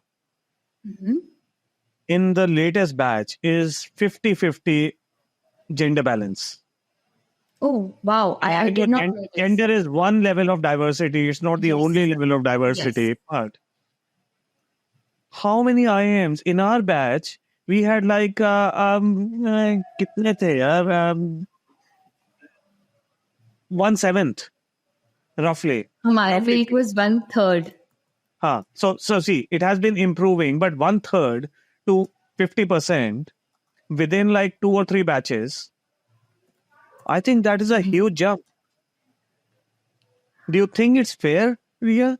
And I'll tell you the counter opinion. I hear some people, men or women, is you're lowering the too much by incorporating forced diversity. Yeah. Mixed opinion on this. I realize the fact that diversity is very, very crucial. Not just because you get to hear different experiences, not just because they add a different perspective to the discussion, no matter what the discussion is, but also because we owe it to ourselves to try our best to bring inequality. If some sectors or some sections have had trouble reaching where the other sections are, then in some way, initially, it can be a forced push. But if you give it enough time and other measures in place, then it will bear its fruits. So, yeah. So for some point, and not necessarily, you're not giving admission to people who deserve it. You're just making sure that they get a chance. I think it's a very sensitive topic. Yes. I also think that we don't have an easy answer to that. No, I think what I realized... I'm discovering answers myself after 25 years. What I realized is that any answer which has shades of gray, right? Where there's no black and white. Like, obviously, women have not gotten their fair share in this world. There's no doubt about that. So, obviously, we need to do something to promote them. Now, is the right time to promote them in primary school and colleges? Exactly. At IIM? Exactly. Up to the board of directors level? Various shades of gray answers. And I don't think... like those shades of gray answers, the best way we have come out to deal with those shades of gray answers is democracy. Otherwise, और कैसे deal करोगे, right? You can't. Yeah, so the right answer is primary school, but when will the results show if you started primary schools? And what about the current generation? So yeah, the level of Let me add one more thing on that, Riya. I 100% agree that primary school results will be 20 years later, right? And it's not just about the 20 years ago generation. Even 20 years later, at what point do women, because of societal construct, fall out of education? Even if they are, you promote them at year 5. Kab year 7 may they fall out of education? Whether it is lower class, middle class, and I'm using this economically rather than any caste perspective. Lower, middle, upper class. Even upper class, richest of rich people, the women don't work. Okay? Now I'm going to stick my head out and say, Ambani iski level par dekh lo yaar. I mean, I know Nita Ambani is right now heading foundations and all that, but kahan se wo aaya? Well, because of Mukesh Ambani, and she was a housewife, homemaker, you can term it whatever. But wahan se aaya na. And now she is doing it. So where do women fall off the education spectrum? 5th class mein, 9th class mein, there are various levels. IIM ke wahan tak pahunchne mein, and I salute your parents. I totally, that they supported you from engineering, then MBA and right through. But India में नहीं होता है ऐसा. और मैं India क्या बोल रहा हूँ, मैं यूके में नहीं होता है. We were just yesterday discussing with someone that UK has a worse gender disparity in working class than the Indian middle and upper class. Can you believe it? I have facts on that. And partly because in the last 8, 10, 20, 12 years, I've been in impact investing, looking at diversities, how to promote it, and so on. There are facts on that. So India is not really that much of a disparity of a gender bias, but India is where you are and where we've come from. और वो है. So Vix, to your question, कहाँ पे हम primary school करेंगे? Absolutely for the next generation. Secondary school करेंगे for the next half generation. But even current generation, it won't solve anything because people will fall off. वो cultural कहाँ पर आएगा? ठीक है, सेकेंडरी टॉपर है, कॉलेज की टॉपर है, अब शादी करवाते हैं. You know what I mean, right? I'm sure both of you know what I mean. So, Bilani, you're saying that in UK, women's representation in work is less than in India? Is that what you're saying?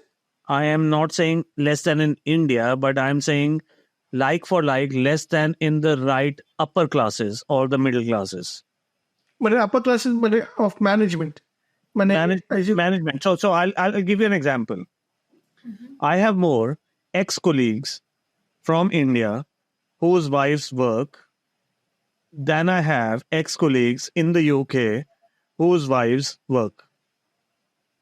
And I find this very hard to believe because I have the picture of... It is a fact and it is like significantly statistically correct. मतलब it is not like उधर 8 है और इधर 7 है.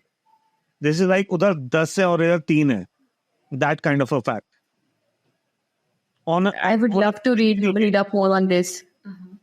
UK and see, there are societal issues, there are financial issues, and on why it is, and we can do a whole episode on that. But the point is, I find it so heartening that Riya, your parents supported you.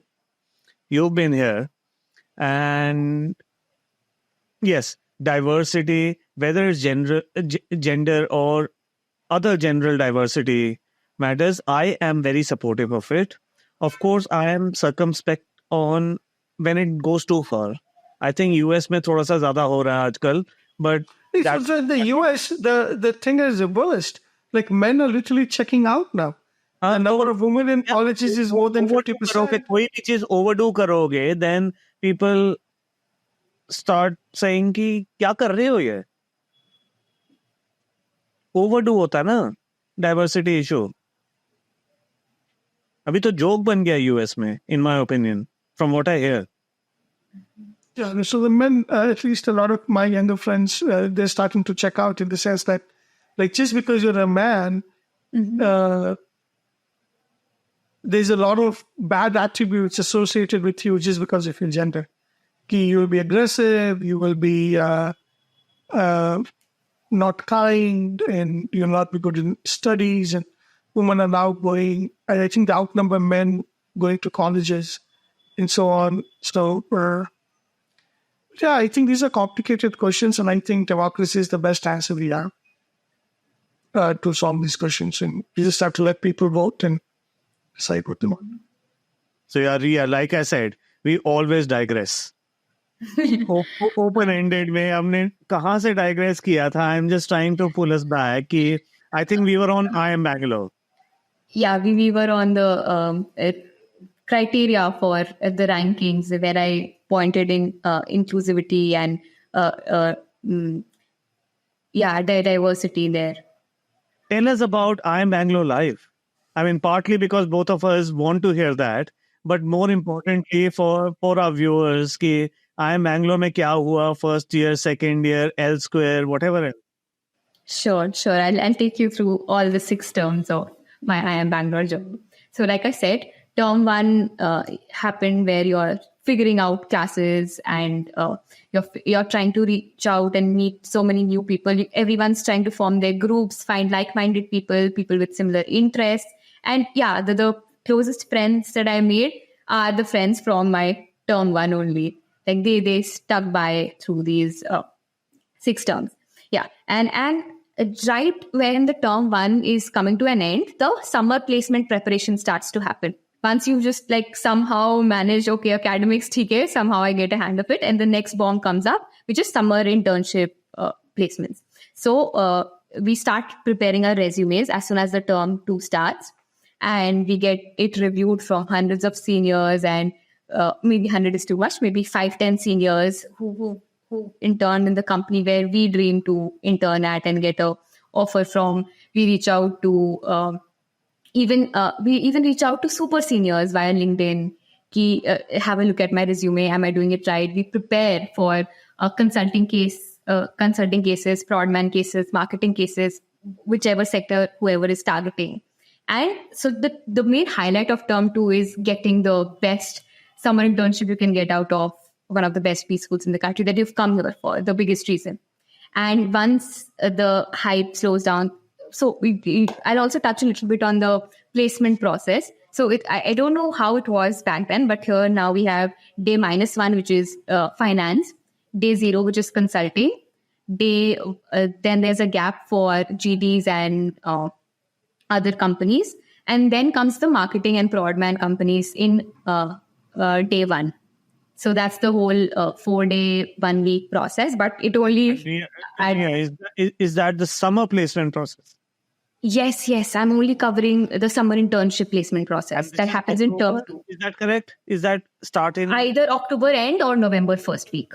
Got it. And the classes start in June midweek. So June to September is term 1, September mid to December is term 2.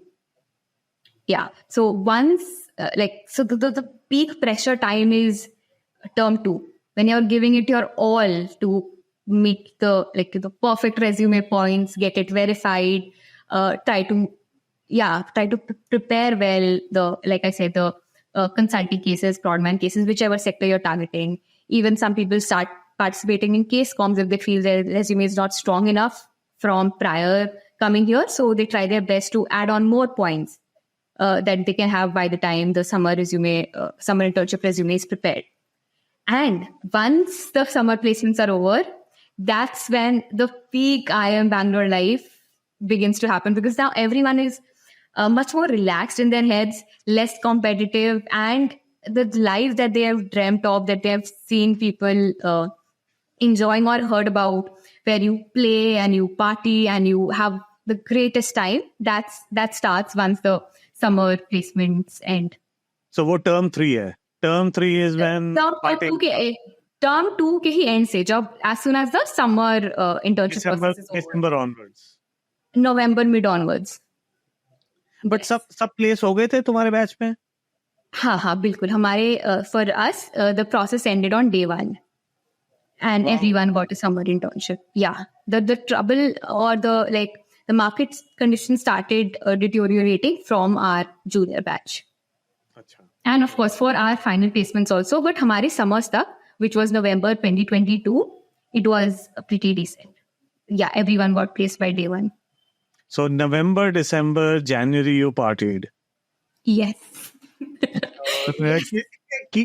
कुछ लोगों की party जिनको PPO मिला होगा वो तो continue करी होगी. But some people then started preparing for finals. Yeah. So, okay. Now let's come to term 3. Term 3 is again more relaxed compared to term 1s and term 2s, which have very clear agendas. But again, the people who are on track to becoming DMLs and DHLs, who want the top 50 rankers or the like, they continue to give it their heart and soul to academics. But the rest... Sorry, what is ML and DHL? So DHL is Director's Honours List and DML is Director's Merit List. So DML पता है. Viks, you were DML, right? हाँ. और क्या MHL क्या? DHL, Director's Honours List. Director's Merit List is 1 to 25 and Director's Honours List actually top 5% of the batch. And Director's Honours List is 6 to 10% of the batch. But हमारे time पे 1 to 10 होता था DML. उसके बाद किसी को के 11 number का कोई नहीं पूछता था. हाँ, तो ये पता होता है लोगों को. So whoever is in the race, they are in the academic rigor. They try their best. क्योंकि it's at the end of the first year when these awards are given out. कि term 1 to 3 including who is a DML, who is DHL. So other than these people, everyone else is much more relaxed कि ठीक है, जिस चीज के लिए आए थे, अगर वो अच्छा हो गया है तो yeah, they are relaxed. If अच्छा नहीं हुआ है, then they go all in on case competitions or they try other avenues कि ठीक है, could not get the dream company in my summers. What can I do so that I get my dream company in my finals? So उनका थोड़ा सा रहता है. So I'm assuming you didn't do DML or DHL. Or did you? No, I did not. I was because you were doing case competitions. So the funny story, I did not get the dream company that I was aiming for in my summers. I got my second or third. So the best shortlist that I had was 80 Carney for my summers. I tanked my interview and could not convert it. I interned at Simon Kucher and Partners. Again, a consulting company, which was just setting up base in India. They are very new in India, although they are a pretty good name in Singapore and Middle East, but they are very new in India. So I landed my summer internship there. So Riya, I need to take a step back. Mm-hmm. You came from Tata Steel. You spent 2 years at IIM. Mm-hmm. And then from your dream company and where you are now, mm-hmm. It seems that you became consulting oriented. Mm-hmm. Why? 2 things here. When I was entering college, if you were to ask me what do I want professionally from IIM Bangalore, first I wanted a switch in industry. I wanted a different industry. And for the roles, I was open to consulting, marketing, and product management. So these were the 3 things I could see myself doing. These were the roles that I was aiming for. Because I knew that consulting takes people who've been all-rounders and good in all different aspects of life. Plus, because of the hype, because of what I had read about consulting, it was a sector that I actually wanted to explore. So I was very much open to consulting, trying out consulting in my summers. And also because of my creative side, I was also I prepared for these 3 cases. These 3 kind of companies. Product, because I did not have a technical background, though I was from EC, but my work experience was core steel. I did not get any Prodman shortlists. So Voto, that went out of the picture and out of the shortlist that I got, because day zero is only consulting. I either could choose to sit for consulting, and if I got an offer, I had to sign out, or the risky thing to do was not sit for consulting companies and actually go in day one for the marketing companies. Not a risk that I was ready to take. So I sat for day zero with all the consulting. So you're talking about tactics, placement tactics. Did you want to do consulting? I'm asking because so let me take a step back. I never wanted to do consulting. Never ever wanted to do consulting, and I still don't want to do consulting. But in the middle of my never ever and in the middle of my forward future, I did do consulting, and actually in the same company as you are working now, right now. So that's where 3 years of my life I did. And in hindsight, as I think back, is पहले भी नहीं करने थे, पता नहीं क्यों करे, अभी भी नहीं करनी है. So great, you had this clarity. But coming into the mindset that I entered my summers with, I wanted to explore consulting. इतना सुन लिया था, इतना research कर लिया था. I really wanted to try it firsthand. And yeah, so I went on with my day zero shortlist and sat for all the consult shortlists that I had. So I didn't have that clarity back then. अभी 20-25 साल बाद clarity आ जाती है. I will get there. तो second year हुआ, फिर placements कैसे हुई? उससे पहले एक बहुत important चीज छूट रही है, the exchange term. So अच्छा, हाँ. Yes. So also, like when I was done with my term 3, there's this 2-month gap where you actually go and do this internship that you planned. So I went on to Mumbai to do my 2 months of summer internship at Simon Kucher and Partners. Liked the work, liked the team, but realized very early on that it's a very nascent company. They are just setting up shop. It's a 10 to 15 member team. And do I want to be starting my career at such a small firm? Again, the pros and cons ki idhar exposure milega. I will be actually doing the best projects kyunki kam hi log hain, growth बहुत fast होगी. Or do I go ahead with a reputed name? And though I'll not be creating so much impact, but there'll be better things maybe that I can later on go ahead to do because the company has so many avenues. So I decided कि दो उस time पता नहीं था कि PPO आएगा कि नहीं, but even though I got a PPO from Simon Kucher and Partners, I decided that it's too big of a risk to start out with such a small company, and I decided to sit for my final placements. So yeah, this happened. Term 4 again was normal academics. Term 5 is when I went on exchange to France. I got into a university called ISEG, Lille. Lille is in upper northern corner of France, very close to Belgium, like more closer to Belgium than to to the Belgian capital than to the French capital, and stayed there for close to 95 days, 3 months. Attended all my classes, and along with that, traveled to 12 countries, had a backpackers experience, and yeah, a great overall experience. Got to see what life is like apart from the bounded view that I've had because of only seeing India and the Indian life and Indian mindset. Got to learn a lot more, not from the classes, but the life that I saw. Okay, this is what your life could be if you're born in a developed country. This is what years of resources and money and technology can get you. So yeah, that was very eye-opening. And by the time the term 5, the exchange term was ending, that fear had started dawning again. Ki, acha, ab jaise jayenge, the final placements will come, the term 6 will come, and have been enjoying this 90-day vacation. Now I have to go and actually prepare and brush up everything. And yeah, as soon as I landed back in India, started my preparations for the final placements. You had a 3-month vacation, 90 days. But also you didn't say that, but you did mention I attended all my classes. Yes. And still visited 12 countries. Yes.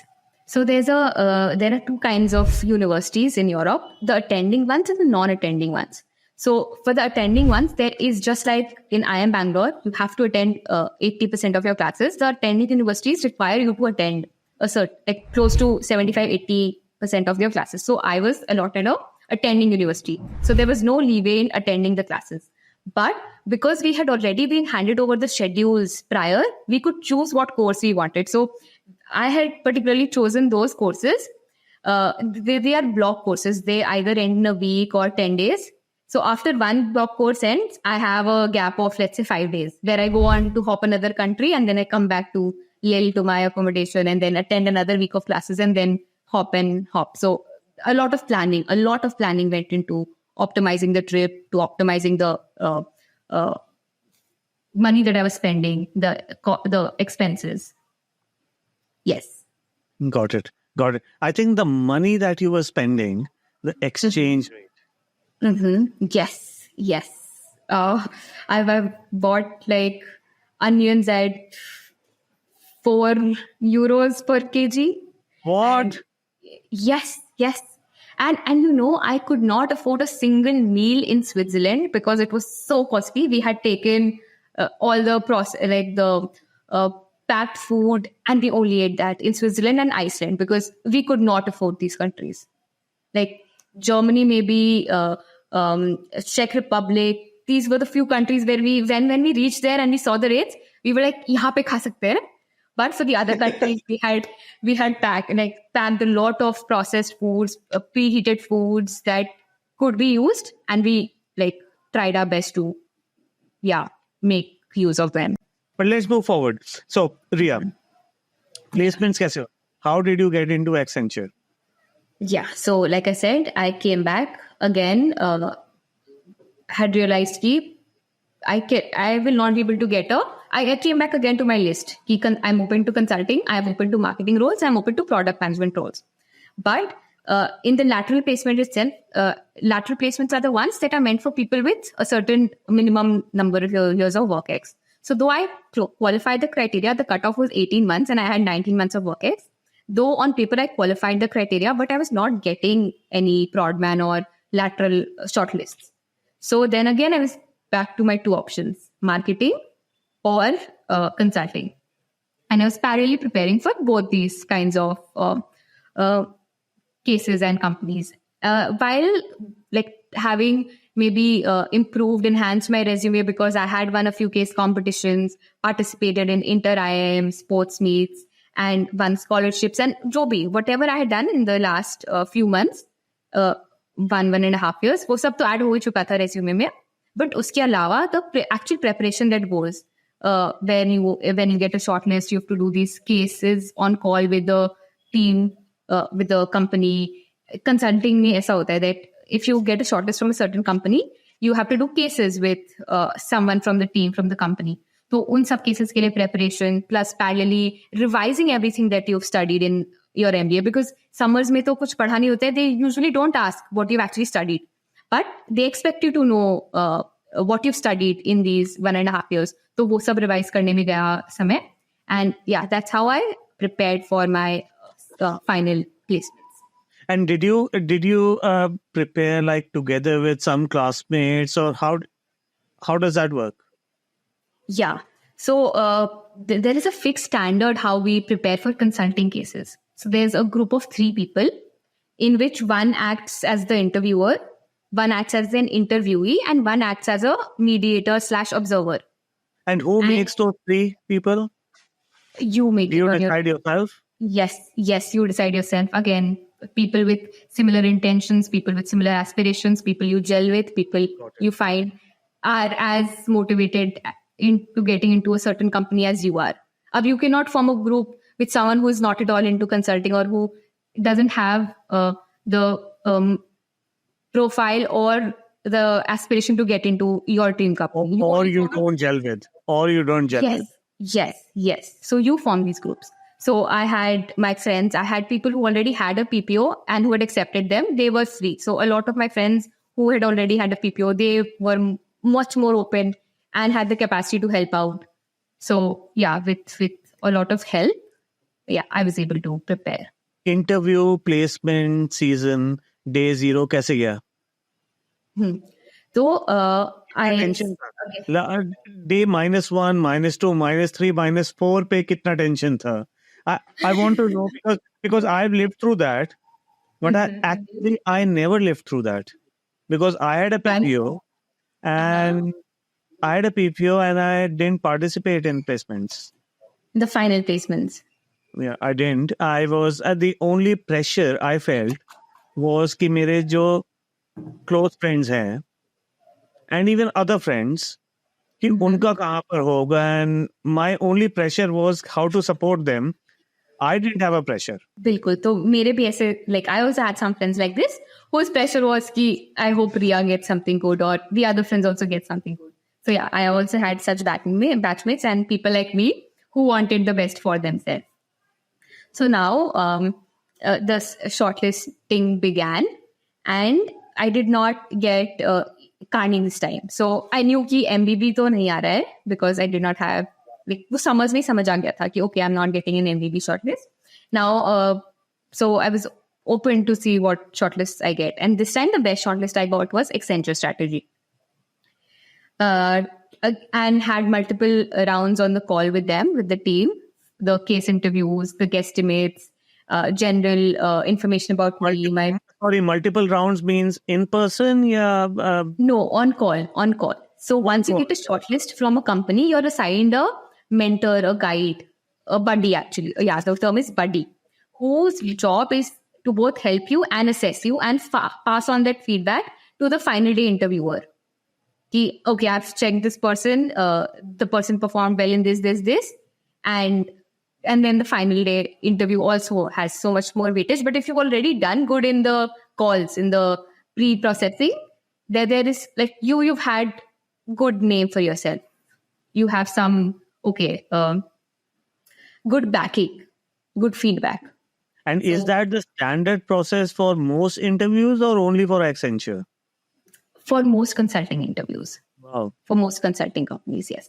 And also for most finance companies. Yeah, finance and consulting, this is usually the norm. So I had that sounds good because interviews are very hard to gauge any person during an interview. So by having this buddy process and having a way to, like, both of you can figure out if you want to work in that company or that company, if you guys are a right fit or not. I think that's a good process. Certainly. Yeah, so it's like almost like a mini internship.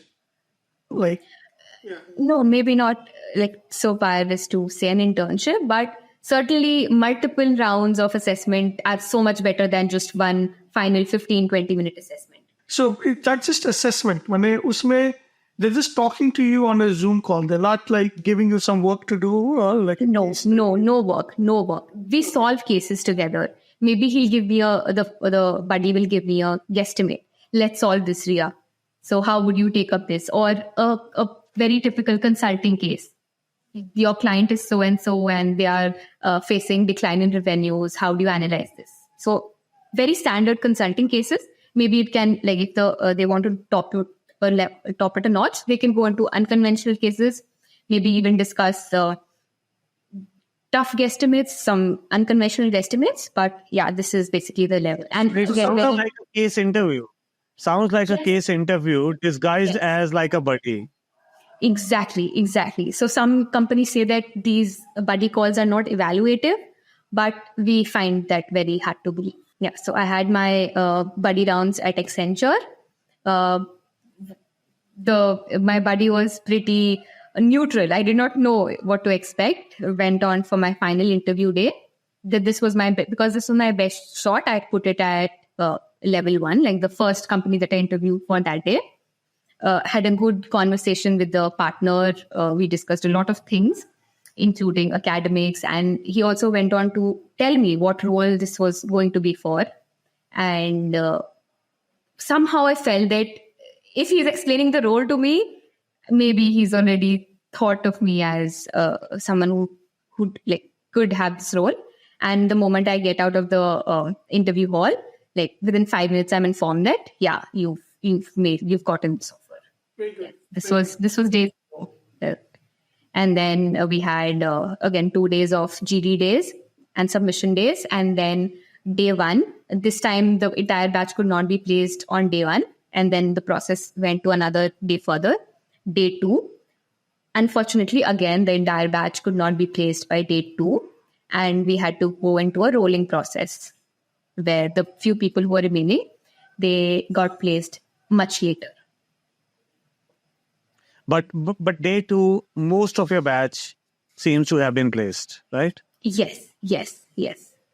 It was a very small number of people who went on to the rolling process, but nonetheless not zero. Okay. And so tell us about how did day two evening go at IIM? Then there are a few people in the rolling process. So, internally, everyone was happy that, thank God, I'm not the one who has to go into the process. But of course, we were feeling very bad for our batchmates who had to be in this process. And there was no. How big of it? Was it like 10% of the batch, 5% of the batch? No, it was close to 10 people.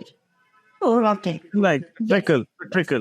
Yes, a trickle, but still there was no celebration as such, because of course you cannot celebrate with 10 people not having a job that they've come here for.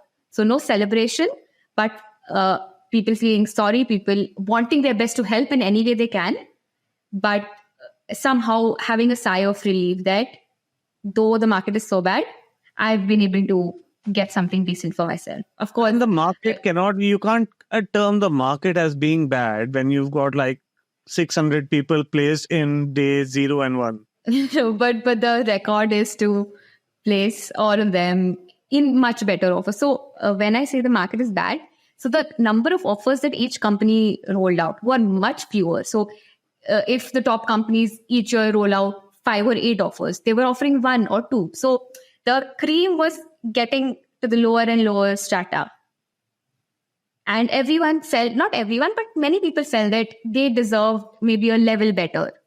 If this was a different year, they would have landed at a better company. Hey, what's the work-life balance at Accenture now? Do you, like, post IIM, is it still you feel there's too much to be done, not enough hours in the day? Are you finally at a point in life when you can take a couple of hours off in the evening just for yourself? So luckily, till the whatever 3 months of experience I've had till now, it's just been 3 months. Till now, you call it the initial hand-holding phase or the training phase, or the fact that I've not been handed on a lot of responsibility alone. There's always someone who's reviewing my work. Because of this fact, till now, the experience, the work-life balance has been pretty good. And from what I see, of course, I can see people in my team who are 3 years, 4 years in the team. I see that on certain days, of course, it's tough. But on normal days, they are able to log off by 7:38 when we start at around 9:30, 10. So when you compare it to other consulting companies, it's so much better. So I'm happy with this. And yeah, I'm trying my best to catch up as soon as possible. You must be around 25 now, right? I'm 26. 26. That's excellent. I think you're probably 0.001% of the world today. But Riya, coming back to Accenture, tell us, 3 months into Accenture, you've told us about the interview, you've told us about the process. How have those 3 months been for you from a personal level? Thoda about professional, because that plays into personal. But where are you? What have you done? Sure. So I graduated on the 6th of April. That was our convocation day. And the very next day, we were asked to vacate our campuses. Vacate the campus. And for about a month, I went back to Ranchi, went home. And my joining was from 14th of May of this year. And it was in Bangalore. They had asked me for my location preference, and I had picked up Bangalore out of the 7 cities in the option.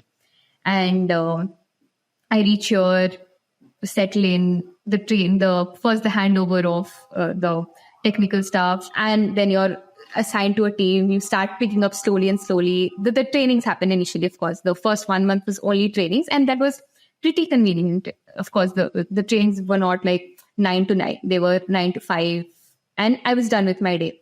And so Riya, you're in strategy, right? Strategy? Yes. Yes. अभी Accenture strategy का head कौन है? In India, I know it's Ajay Dawar. Okay.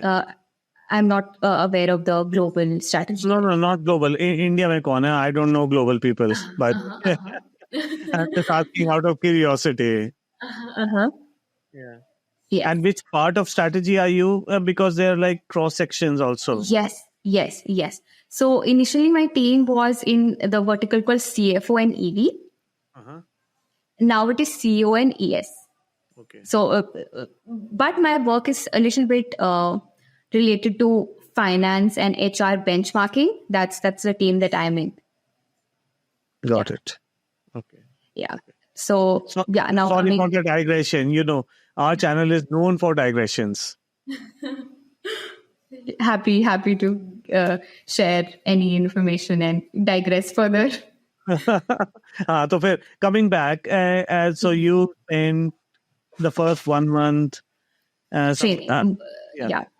Professionally, the trainings were going on while I was taking the other half of the day to figure out accommodation and rent. So it's a big hassle in Bangalore to actually find a decent place in your budget, rent it, build a home. And yeah, so my 9 to 5 was the trainings. And the other part of the day was either flat hunting, calling up people and going on physical house tours. Accenture does not provide accommodation? The first 15 days it did, and then we had to figure it out on our own. Okay. And didn't you have like enough batchmates to do flat share? I had, but I did not want to do that because my brother was living in Bangalore. I wanted to share a space with him. So I did not want, I chose to live with my brother and set up a small home here. Okay. Yeah, hence I did not choose to live with my batchmates. Yeah, no, I think one feedback to you, Riya, and to all of the listeners listening, something that I first heard and then I tried it out in my life, and that seems to have worked, is that when the world changes, you want to be in the area where the world is changing, because that creates a lot of opportunities. Because a lot of the areas are ossified, and once they're ossified, it's hard to create opportunities in those areas. For example, in the steel industry today, worldwide, it's very hard to create an opportunity. But in 1998, internet was the place to create opportunity. In 2009 and 10, mobile was the place to create opportunity. And now AI is the place to create opportunity. And the idea is that when the world is changing, it's like a turbulence, right? It's like a आंधी आई हुई है. So आंधी आई हुई है, you have to have the confidence कि ठीक है, I'll get into the आंधी and I'll stand there and I'll figure something out. So if you have that confidence, by the time the aandhi clears, you realize that, okay, you staked out a position for yourself in the world. So that theory seems to have worked for me in my life. And that's why I didn't take a job from campus. And, coming from a lower middle class family, getting $100,000 job in New York was such a big deal. मेरी mummy ने फोके बोला कि इतने पैसे तो हमारे परिवार में जिंदगी में नहीं कमाए किसी ने जितने एक समय ने, और उस समय 45 हुआ करता था exchange, so 45 lakh rupees. We've never earned this much in our lifetime, like get in a year. And then I remember thinking कि नहीं, अभी ये जो wave आई भी है वो फिर it will become a lake again, like after some years it will become a lake, and once it's a lake, it's going to be hard for me to ride the tide. So it was just that simple conceptualization that said that, no, this is not the right time to take a job. And now when I look back, that simple conceptualization has laid out such a different path for me, right, Migs?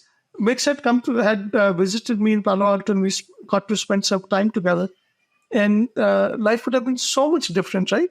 Meglani, अगर वो conceptualization नहीं किया होता और job ले ली होती so. Yeah, my summarize of what Vic said in the last 5 minutes was, देखो मौका मारो चौका. बिल्कुल. I don't think so. No. And Riya, we'll come to your consulting career in a bit. I think this is the nice segue to move into the topic you know best so far, which is the steel industry. Can you help our viewers? Sure. So I have like 1-2 sliders that I've prepared. Very, very नहीं, तुम basic. Consultant तो नहीं हो रिया? तुम consultant तो नहीं हो? तुम डेक बना के लेकर आए हो? I have 2 Oh slides. my of this. God. You It's can't very take a preliminary. consultant without a deck. Very preliminary to say the least, but if you have zero context, you will have some knowledge about the steel industry and where India stands in the international steel market after this. And speak very frankly, like we recently had the task graduate come to the show. So we'll share this discussion on steel industry with him, and we'll ask him to forward this 10-15 minute topic we did to others in Tata Steel. Like, I speak think he very also works frankly. with Tata Steel. I don't think it's such a deep analysis that No. उसने कोई analysis नहीं किया, कोई बात नहीं. It's not only about analysis. जो तुमने आज एक्सपीरियंस बताया कि देखो 10 लड़कियां आई थी, टाटा ने इतनी मेहनत करी, 10 लड़कियों को सॉफ्ट फ्लोर पे लेके आया, to state, right? So maybe some insights on that. Like, what could they have done better to have the conversion rate instead of 20% to take it to 30%? Maybe have better bathroom facilities or some insights. Because what I realized is कि fancy analysis नहीं चाहिए होती है कई बार, तो मैंने shop floor पे तुम्हें जो पता है Riya, I don't think Tata Steel senior management knows, and I think Exactly. that's what a platform like this does. It allows them, like it allows me to tweet at the rate Tata Steel or at the rate whoever is leading that hey, if you want to have more than 20% conversion rate of women who stick around, take some suggestions from here. So just make it very real, Mane. Yeah. I mean, So, while you're you putting it, I'll just say my 2 cents in shop floor experience. In my opinion, that is the biggest experience, क्योंकि ज्यादातर लोग जो ऊपर से आते हैं ना, उनको कुछ नहीं पता होता कि एक्चुअल ग्राउंड लेवल क्या होता है.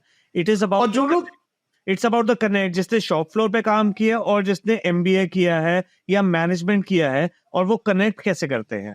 That is Riya, I think what you can bring to Accenture, to Tata, to whoever you work for in the future. और जो लोग नीचे से भी आते हैं, अगर उन्होंने 30 साल पहले शॉप फ्लोर पे काम किया था, तो lot has changed by now. That's also that.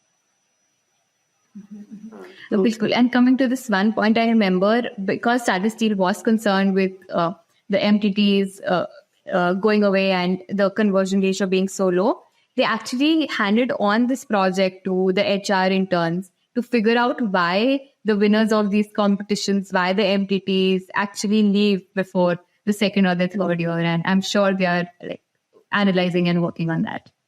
So, See, take it from people who are 25 years outside IIMs now. This guy sitting in London, me sitting here. We have friends who are at the topmost. At your level, you think, oh, they're analyzing. But the reality is, nobody has any clue. We are learning. So nobody, मैंने तुमको तो लगता है कि चलो उन्होंने interns को बोला कि तुम analyze करो, तुम find out करो. That's it. That report is in an email somewhere where nobody has any, like people have, the decision makers have probably spent 2 minutes reading the report, but that's it. Text like, I don't figure it out. I don't know what to do. So the value that you can bring by putting a face to it, of being someone who was part of that and then who left, the value that you bring, तुम अभी appreciate नहीं कर पा रही हो. I think 25 years later, when you watch this video on YouTube, you'll appreciate, अच्छा, wow, I did bring a lot of value. No, five years later, you will appreciate. So, Riya, put your presentation on, and we will try not to ask too many questions, but we will. And just as I introduced, if you don't know anything about the Indian steel industry, you will certainly walk away with some input, some information as to how the Indian steel industry is headed, what are our areas of worry, areas of advantage, and the like. So I'll begin with some numbers. I'm a consultant in the making, so of course begin with numbers. As of today, India is the second largest steel producer in the world, the second largest crude steel producer in the world. But the difference between the rank 1 and rank 1 being China and rank 2 being India, is huge. And anything that happens in the steel industry in the world is a direct repercussion of what is happening in the Chinese steel industry.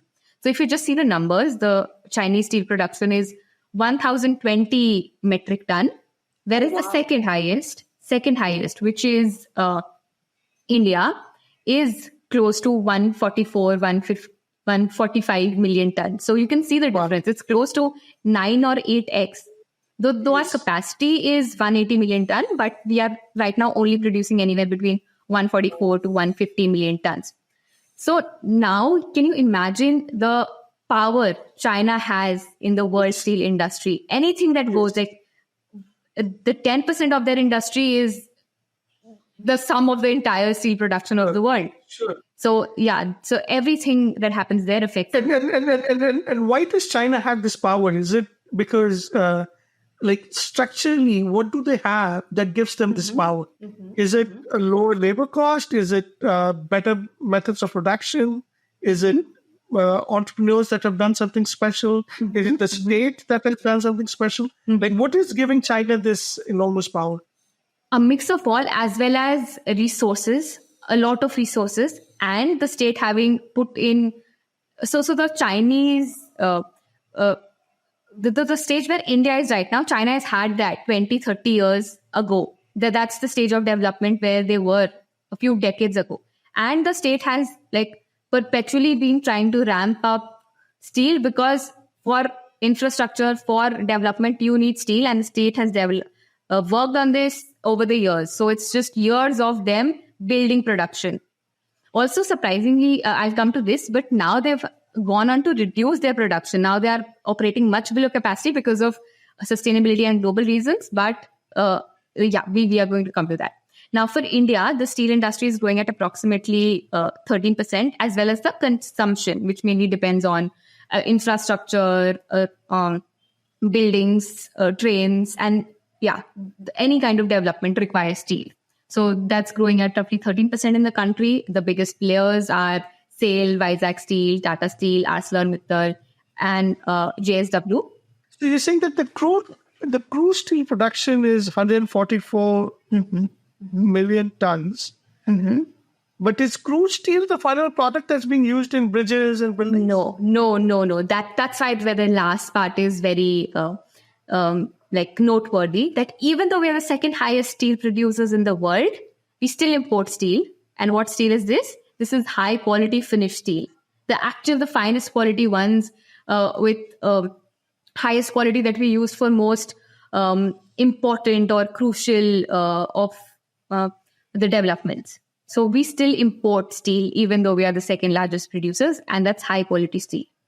Now, importing from China? Yeah, China, and maybe even some parts of Japan. So Japan is third largest. Yes.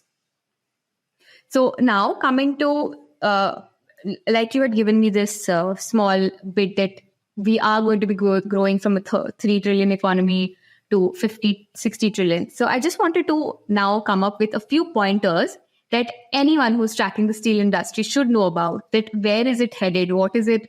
What are things in favor? What are things providing friction to the industry? So I've covered both these just as trends of the industry. So the government again is trying its best to push the industry by coming up with PLIs. So these are the link schemes that give you some incentives, give you some kind of a waiver if you enter the industry. So the government announced that going ahead from 2024 to 2025, they'll be providing subsidies to domestic production of steel. What is a PLI scheme? It's like giving tax incentives or production incentives? Performance linked incentives. Yes. So it's more like saying that if anyone from the country goes on to domestic production, goes on to producing steel, we will give you some waivers For example, It's they like had a done it bonus. in the solar. They had done it job in, में bonus मिलता है कि अगर ये कर लोगे तो वो मिलेगा. That they kind. had done it with solar. They're doing it with electric batteries. कि anyone who enters this industry, जो normal tax rate है, maybe we'll give you some reductions on that to push more and more people to. It can even be production linked incentive. कि अगर आप इतना बनाओगे, you will get some kind of reduction of taxes or any other benefits. Now, so another thing that I feel that the government is doing to encourage this is the steel industry of the steel ministry is powering with the Prime Minister's Gati Shakti master plan, and they are helping to geotag and geotag locations, which like geotag steel units in the country, so that they can directly be linked to this another plan of the government. So the steel industry is now onboarding itself as a user of the PM Gati Shakti master plan. Another very pertinent trend is Riya, can I interrupt you? What is Gati Shakti? Sorry, I've not heard in London. Gati Shakti is the government's endeavor towards building more and more roads, more and more like the logistical infrastructure. The government's plan to build logistical infrastructure, more and more roads, more and more rail lines. Roads and railways. Rail वो जो lines, Nitin Gadkari कर रहा है, that kind of a thing. Yes, yes. Okay. And how does the steel industry then go into that? They have onboarded themselves as the, let's say, infrastructure partner. The steel industry will help you. Steel industry will help the plan to locate the nearest steel vendors, the steel locations. For this project, take maybe steel from, like in some mediating or being because they have the most information about the steel producers in the country, right? So if they've onboarded steel industries, they can help optimize for this project, these can be your vendors, or maybe not exactly vendors, but the best linkage between the steel industry and the project. Steel में तो weight and volume wise, maximum logistics होता है. That's the last point. Yes. Logistical constraints are the biggest problems. Then the lower part is the concerns in the industry, the problematic areas that still haven't improved even after so many years of development. In spite of Gati Shakti? Gati Shakti is just coming up. Okay. No, not just Gati Shakti. There is, we don't realize the amount of work that needs to go into service 1.4, 1.5 billion people. So no matter how much we do, there's always something better that can be done. Another thing that's very interesting about steel is that it's malleable. It can be used n number of times. So it makes it a very good product for a circular economy, for sustainability. Because unlike plastic, you can recycle it n number of times. So more and more companies are getting into this field as how they can create more steel from steel scraps, not just creating steel from the dug-in iron ore, but recycling steel. That's a very upcoming business, very in the market, in the news, because of the trend that the world is moving towards sustainability. Then one point that I was trying to touch upon when I mentioned China and the capacity and how anything that happens in the Chinese steel industry affects the entire world. One thing that happened starting 2022 is that China started to reduce its steel production. Even though they had the capacity, but they started to go and reduce their steel production because they felt that steel is environmentally very harmful for the environment. And it's surprising that they say this because all their infrastructure development has been powered by this, but suddenly this realization comes that we are going through some kind of downturn. The property industry, the infrastructure, the realty market is slowing down, plus the environmental concerns. So China drops down production, and that gives India, the second largest player in the market, to pump in more steel and fill in this gap. Because though the consumption of steel and the production both reduced in China, but the consumption remained the same in the world. So that is why in 2022, 2023, we saw such a good upcycle in the Indian steel market. That was because China had reduced its production. I think Riya, I've got a question. China versus India.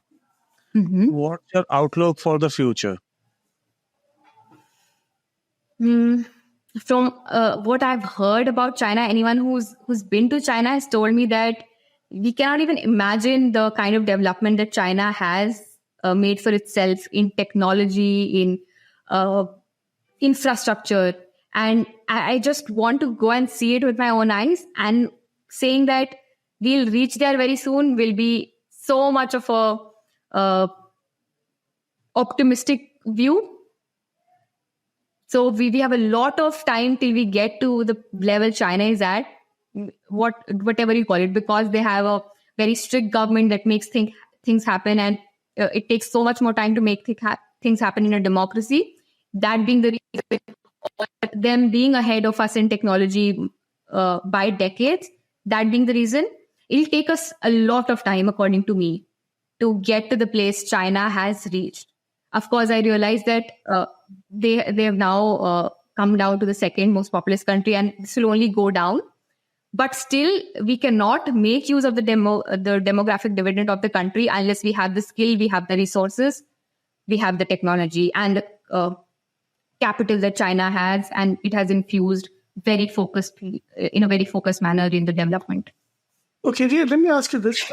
How many metric tons of steel do we use? So we produce around 150 metric tons of crude. How many metric tons do we actually use in our country in a year? So we do export some fraction of it, and the rest we used. I may be wrong on the export numbers, the exact percentage, but the rest is used up in the country, apart from a very small percentage that goes for export. So is there a space for entrepreneurs in this industry? Say, like Meglani came to you and said, look, Riya, I'll give you 10 million pounds, which is like 100 crores. And I want you to do something in the steel industry, a startup in the steel industry. Is there a space for entrepreneurs? One thing that instantly comes to my mind is alternative steel. So because steel making is such a resource intensive process, it creates so much pollution and harms the environment, the overdigging and all. One thing that the industries, the companies are moving towards is finding alternatives to steel. One thing that I'm aware of is a lot of companies working on graphene. And this is just one that comes to my mind. I'm sure there'll be so many more scientific names that I'm not aware of. But if anyone's able to find a substitute of steel, which is just as strong, but requires less resources, harms the environment less, they are like that's one research area where you can make so much. Yeah. So then I was coming to the problems or challenges that the industry is still facing. Like I said, the logistical problems. I would say from my experience that the companies that are doing good in India have somehow been able to make good use of the not so great existing infrastructure. They have somehow been able to optimize the already existing infrastructure, which is not good. We still use trains, we still use low speed trains to provide, to transport ores and the finished steel from one corner of the country to other with very high cost involved. So the logistic is still not been in good shape in the country, especially relating to such bulk goods like steel, the rolled products, the long products. Also, one concern is both related to sustainability and cost. It's a non-replenishable resource, both coal and iron. And because of the fact that they are limited, their prices go on increasing. No matter you have a captive mine or you buy these resources, you have to be aware of the fact that you are taking these resources from the future generation and the costs are high, and you have to be more mindful of So Riya, how you source these resources. so now as an Accenture consultant, as a future partner at Accenture, what Or Riya Mehta's consulting, that's also a possibility. Like we can have a consulting firm Yeah. called Riya Mehta. But so Riya, what would you suggest if you were selling a project to Tata Steel or JSW Steel or whoever else in the world or in India? Based on these three slides, I think you've got like exceptional insights into the industry. क्योंकि सबसे ज्यादा insights होते हैं basic. Analyst, associate वाले insights होते हैं, फिर वो partner sell करता है to the client. So as an Accenture partner, how will you sell this? I will sell maybe 2 points here. One, I already mentioned this to Vikas. There is immense potential in finding alternatives to steel. We don't realize it. I don't know. I don't know the exact numbers. Then will we run out of the coal and the iron ore? Of course, there are numbers. By this year, the petrol, the crude oil will be over. By these many years, iron ore and coal will be over that we are using right now. So I don't have the numbers, but you need to be focusing all your efforts on R&D to develop an alternative of steel, because the moment someone does it, your industry is going to be hugely impacted. But so you're selling a consulting project to a steel client. वो short term तो नहीं होता है. Alternatives. What project are you going to sell? Then maybe I'll take up a project very similar to what I had done in my internship at Tata Steel, which was to bring in digitalization, and maybe I'll even take up AI. That how you can use AI, ML for, let's say, optimization of your plants, optimization of the whole process, steel making process, optimization of maintenance, optimization of the continuous process. So yeah, I can bring in technology in a very good way here. And do you have insights from your like shop floor experience that you can bring to your consulting experience and then as a partner experience to sell it? Consulting or partner to cover ho gaya. I'm thinking, what can I take from the shop floor? Shop floor, Maria, I do want to hear 2 suggestions from you that if the CEO of Tata Steel heard, he can implement to take the conversion rate from 20% to 30%. कि जो management trainees आते हैं वो ज़्यादा stick करें. 2 suggestions, verbally with a face. It's not written on a piece of paper, on an email. It's verbal. It's by someone with a face and a. Give us 2 suggestions for people on the shop floor. Ki, the CEO of Tata Steel, and I'll make sure, and Miglani is way more connected than I am. He'll make sure that the CEO of Tata Steel will watch this 2-minute short. Like, what suggestion will you give that the more management trainees stay back? Because I think every industry does better when there's more gender representation in that industry. So you're asking for ways to retain more women, not just the MPs. Okay. The management, the MTs. Like let's keep it very focused. The other thing is कि हम जितना उसको diffuse कर देते हैं ना उतना वो implement नहीं कर पाते, right?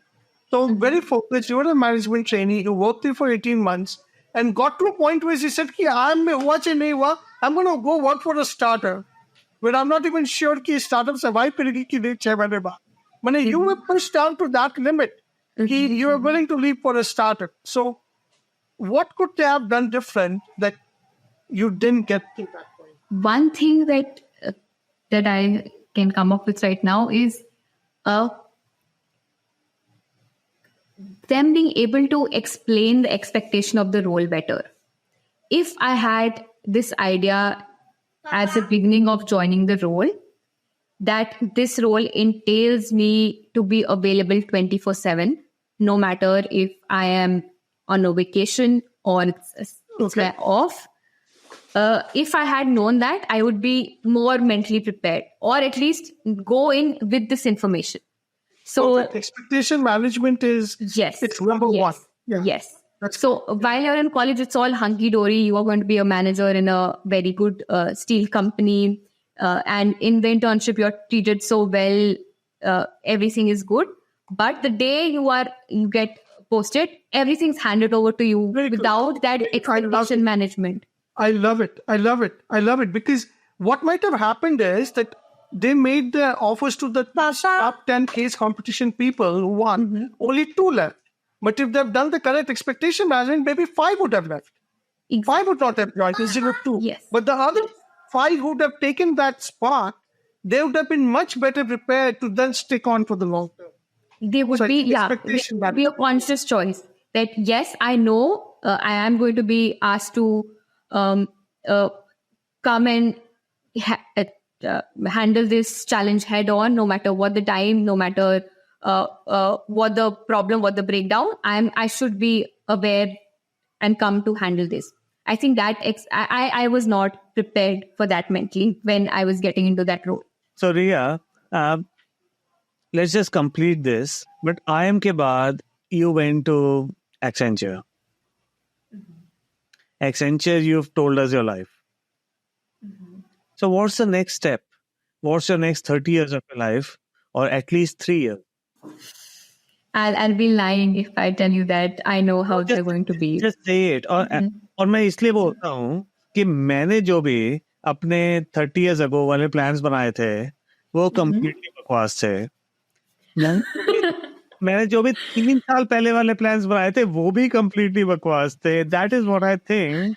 But tell us it. So I'll not directly jump to 3 years. Let me tell you, I have my plan for the next 6 to 12 months. वहां तक मुझे दिख रहा है. We'll figure out step by step. So अभी तो because this is a new job, new industry, an industry I really wanted to explore for myself, get my hands dirty, actually experience लेके सीखने था, not just pen paper पे या जो सुना था. So whatever role I've been given, it's a little different from what I had expected. It's financial benchmarking and एक और चीज कि I got handed over this team and this role by luck. I had no say in this. But over the course of this work, maybe, I realized what part of this I like. And if there's any way I can shift it to something that अंदर से मुझे अच्छा लगता है, within the company maybe even.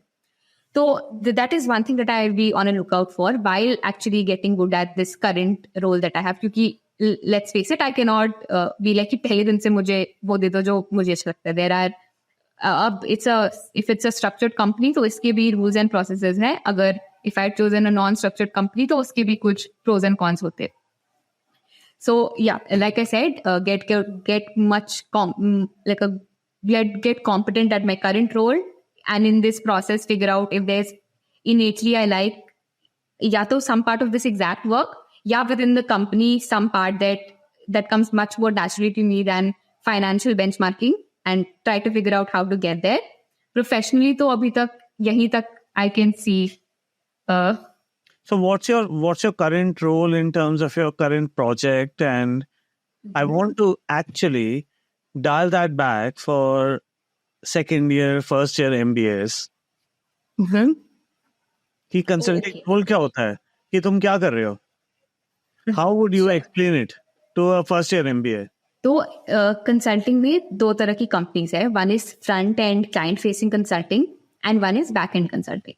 So a lot of these roles that we hear, McKinsey, BCG, Bain, even Accenture ka India market unit, IMU unit, they are front end consultants.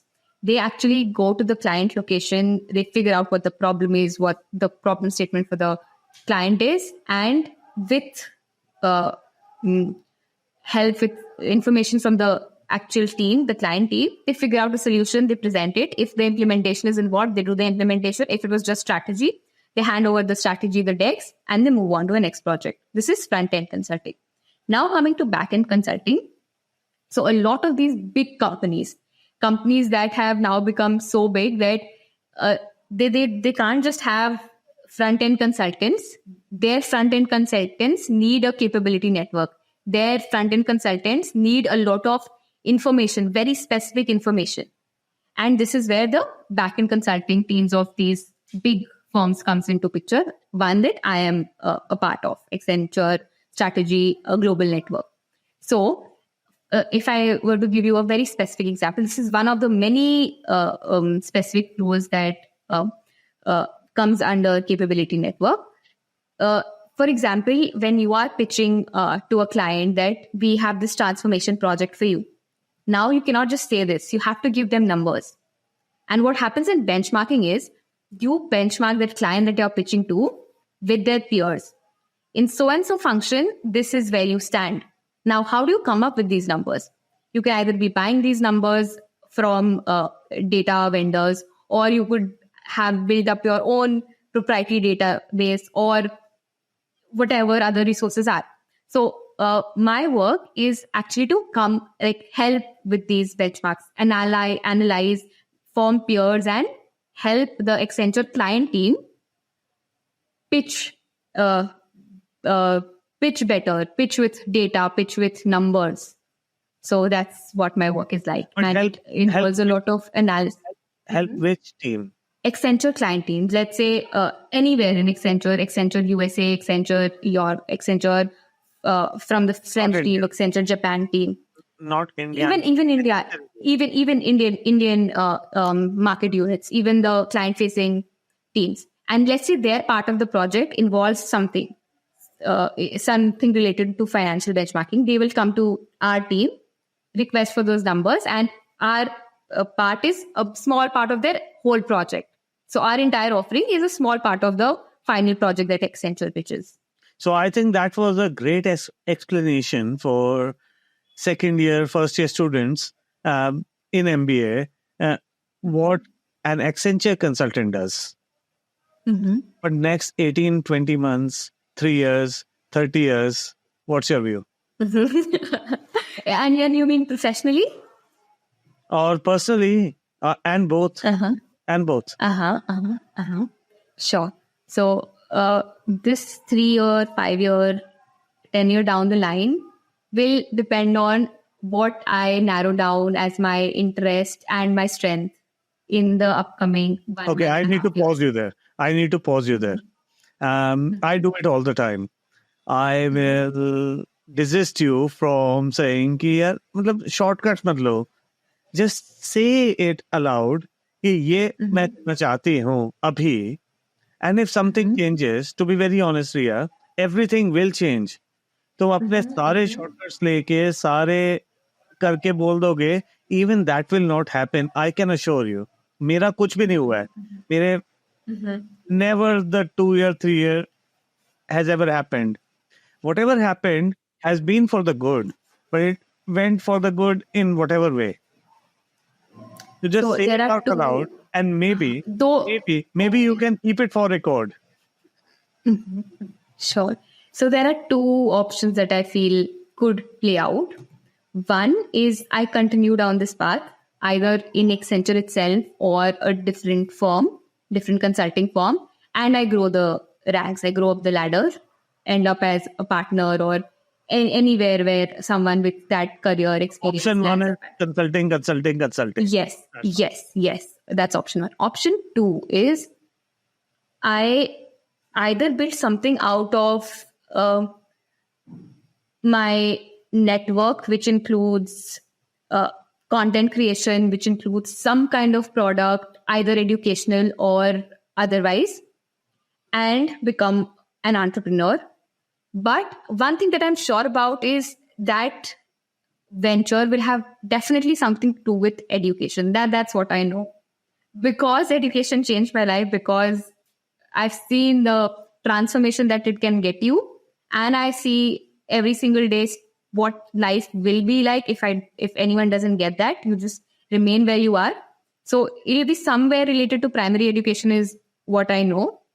And yeah, somewhere if I have the courage to courage plus I would say so option 2 this option 2 is education sector, that kind of a thing.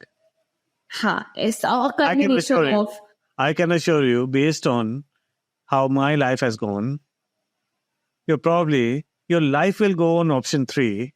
We just don't know what that option 3 is. That's correct. Absolutely. ऐसे ही होता है, life में ऐसे ही होता है. But see, Riya, thank you so much for coming on our episode. Thank you for sharing your life journey. Thank you for sharing your career journey and your IIM journey. I'm pretty sure that many of our viewers will appreciate and take inspiration from you. And many of our viewers will actually take inspiration because they're already on an post MBA career journey. But that's so much, that's great, because as an IIM, as Tata Steel, as like a shop floor worker, there's so many things that people can gather from you, especially from the most recent thing that you said, which is about your future career journey. So thank you once again, Riya.